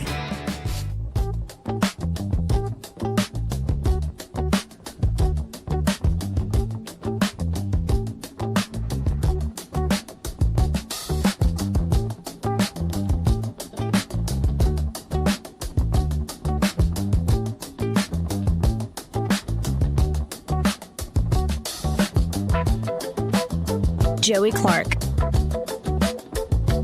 Welcome back. Well, we mentioned it earlier with Jeff Poore to kick off the show, but just to reiterate the point, new poll is out. U.S. Representative Barry Moore from Enterprise, Alabama, holds a 31-26 lead. 31% to 26% lead over Alabama Attorney General Steve Marshall in the Republican primary for U.S. Senate. According to a recent poll by Pulse Decision Science for Club for Growth PAC, who, by the way, has endorsed Barry Moore, says Moore should grow that lead as awareness of President Trump's endorsement of Moore spreads. Jared Hudson in this poll polled at about 13%. The other three candidates combined totaled 9% support, with 21% of voters still undecided. The other qualified candidates still remaining in the race besides Moore, Marshall, and Hudson include Seth Burton, Dale Shelton Diaz Jr., and Rodney Walker. I've not talked to Seth or Dale. I've talked to Rodney. I like Rodney a lot. But Pulse Decision Science polled 501 likely Republican primary voters in Alabama from March 16th to the 19th.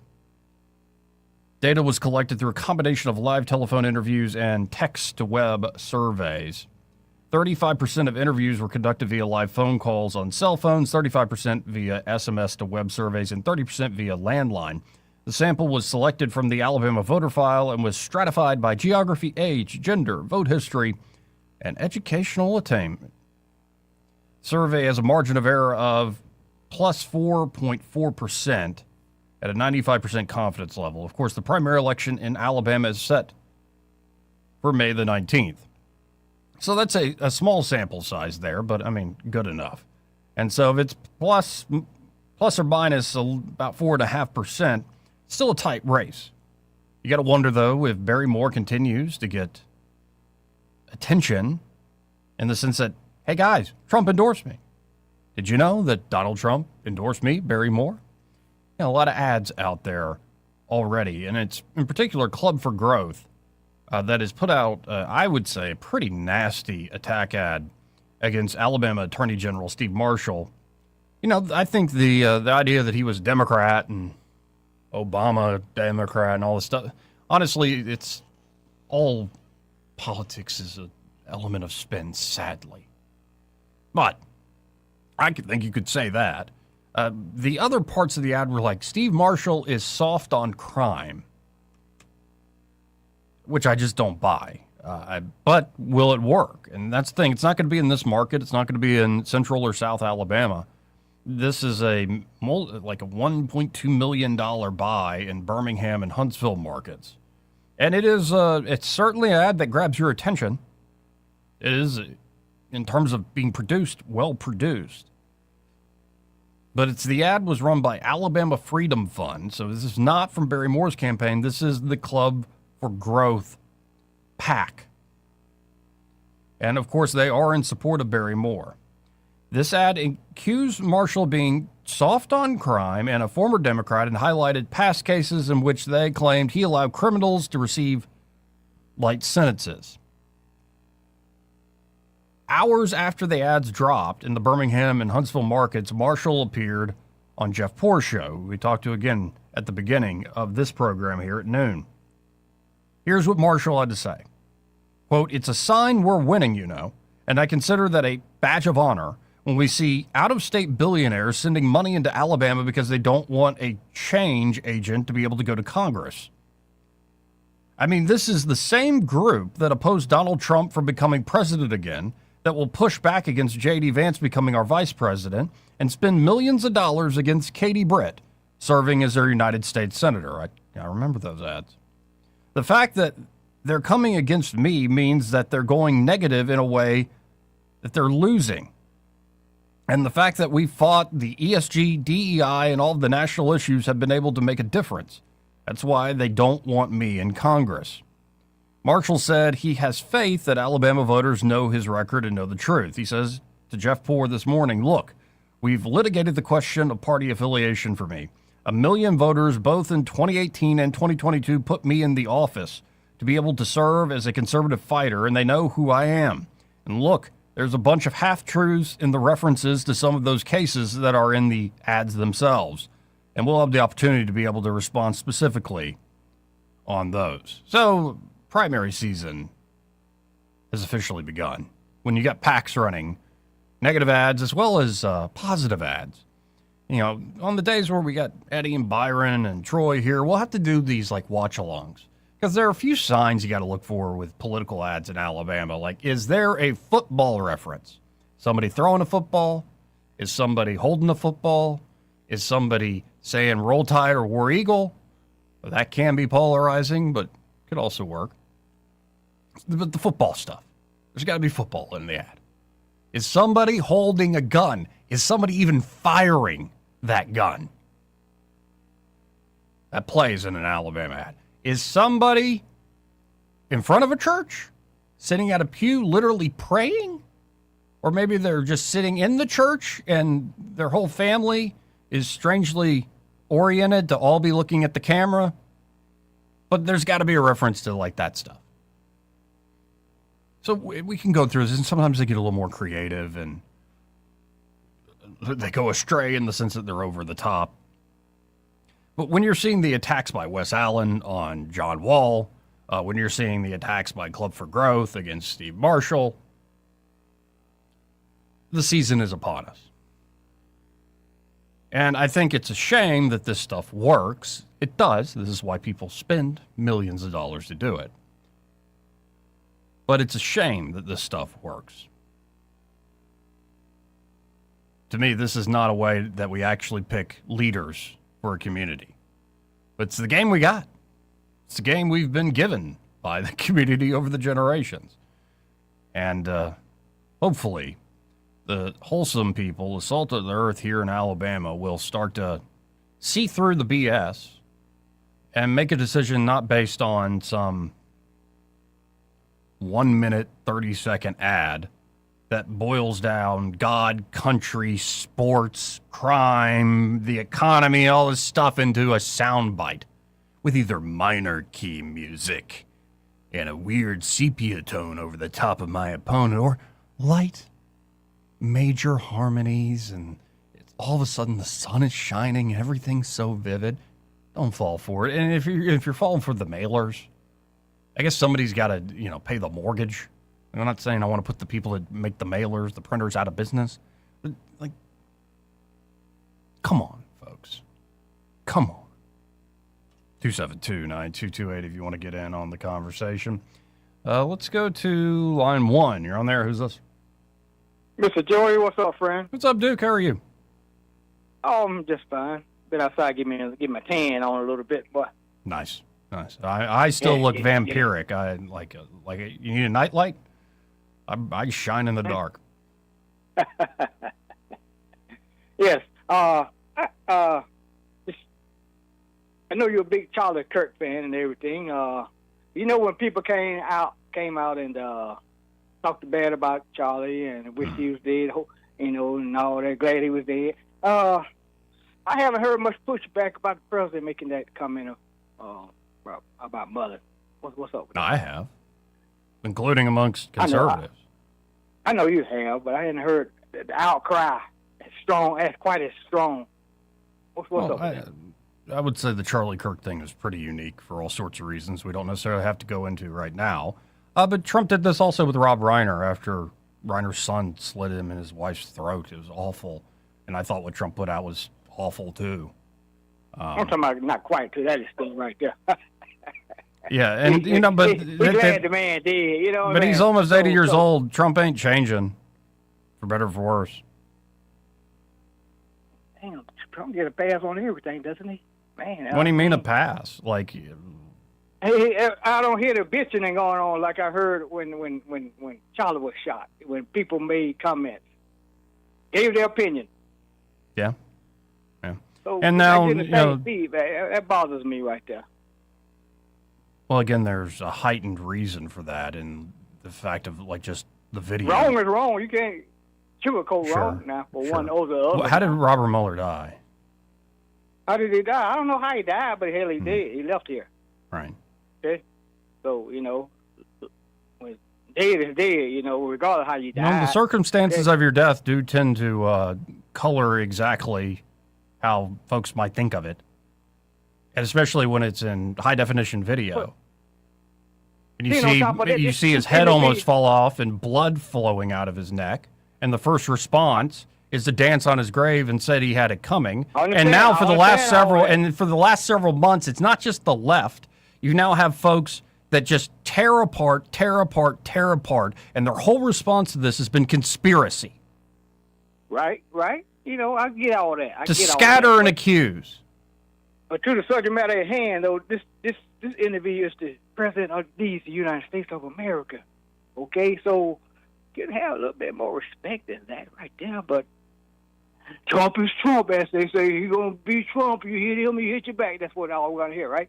Okay, I'll leave it at that. Yeah, that the old man that tried to go after him in the Russia probe died, and he said a mean thing about him. I'm not that shocked about it, and it isn't to the same level as what happened to Charlie.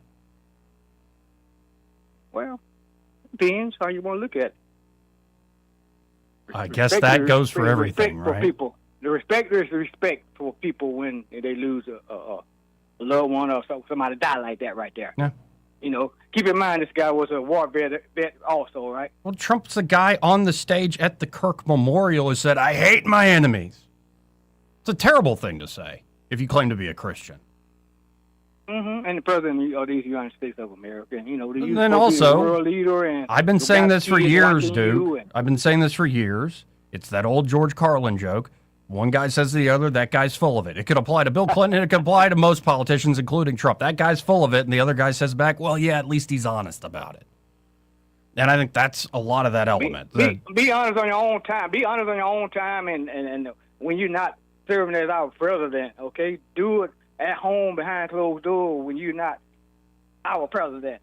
You the face of the nation, okay? So act like it sometimes. Damn. No, I think he does represent where our nation is. So what now? I think he does represent where our nation is. I said represented well as respectful. Yeah, but I don't think the nation is. I hear you, but I don't think the nation is well. In other words, don't bitch because you got your feelings hurt. To your feelings, whomever. That's all. Yeah. Well. You have a good rest of the afternoon, Mr. Joey. God bless you. Appreciate you, man. All right. Let's go to line 2. You're on there. Who's this? Hey, buddy. This is Eric. Hey, man. It's got to be quick. I'm running out of time here. I just realized. Well, that's all good. I can make it pretty quick. You know, I mean, this Benghazi, at what point does it really matter? I mean, you know, I can go on and on about politics, but, you know, you can go for, a lifetime.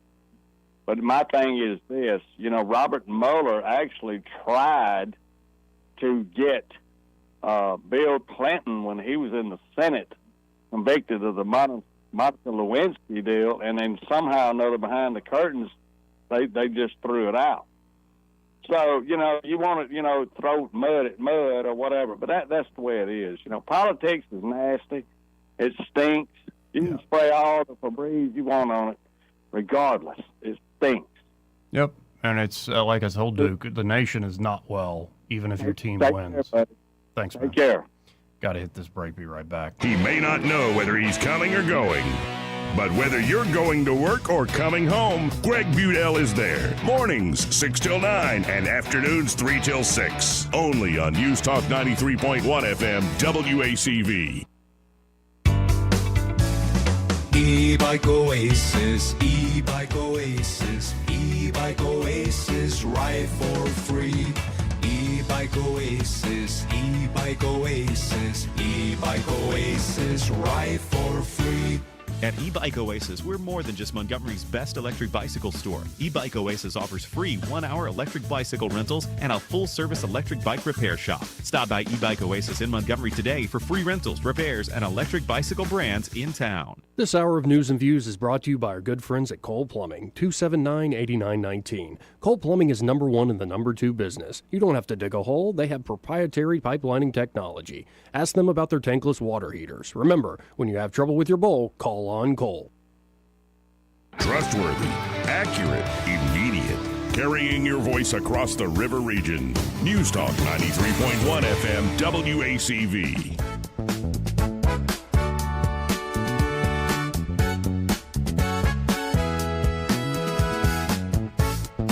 Joey Clark. Welcome back. Now I just learned that Ray Bowles is at the beach. So I'm letting him enjoy his family time. But I got to tell you about Prattville Carpet. And of course, at Prattville Carpet, they can lay down new flooring for you. And I forgot to mention it yesterday, those epoxy floors they can do to make the garage floor really pop. Or maybe you've got like a back concrete patio area that goes into a beautiful backyard. What if it could all sort of flow together with the epoxy flooring? Really, really cool options they have in that regard.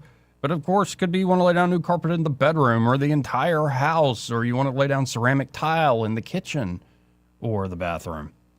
They could do it all there for you at Prattville Carpet. It's just as simple as calling them up direct at 285-8117. Again, that number's 285-8117. They'll come out, do a free in-home measurement. You pick what product you want to put down. They'll get the job done. It's just that simple.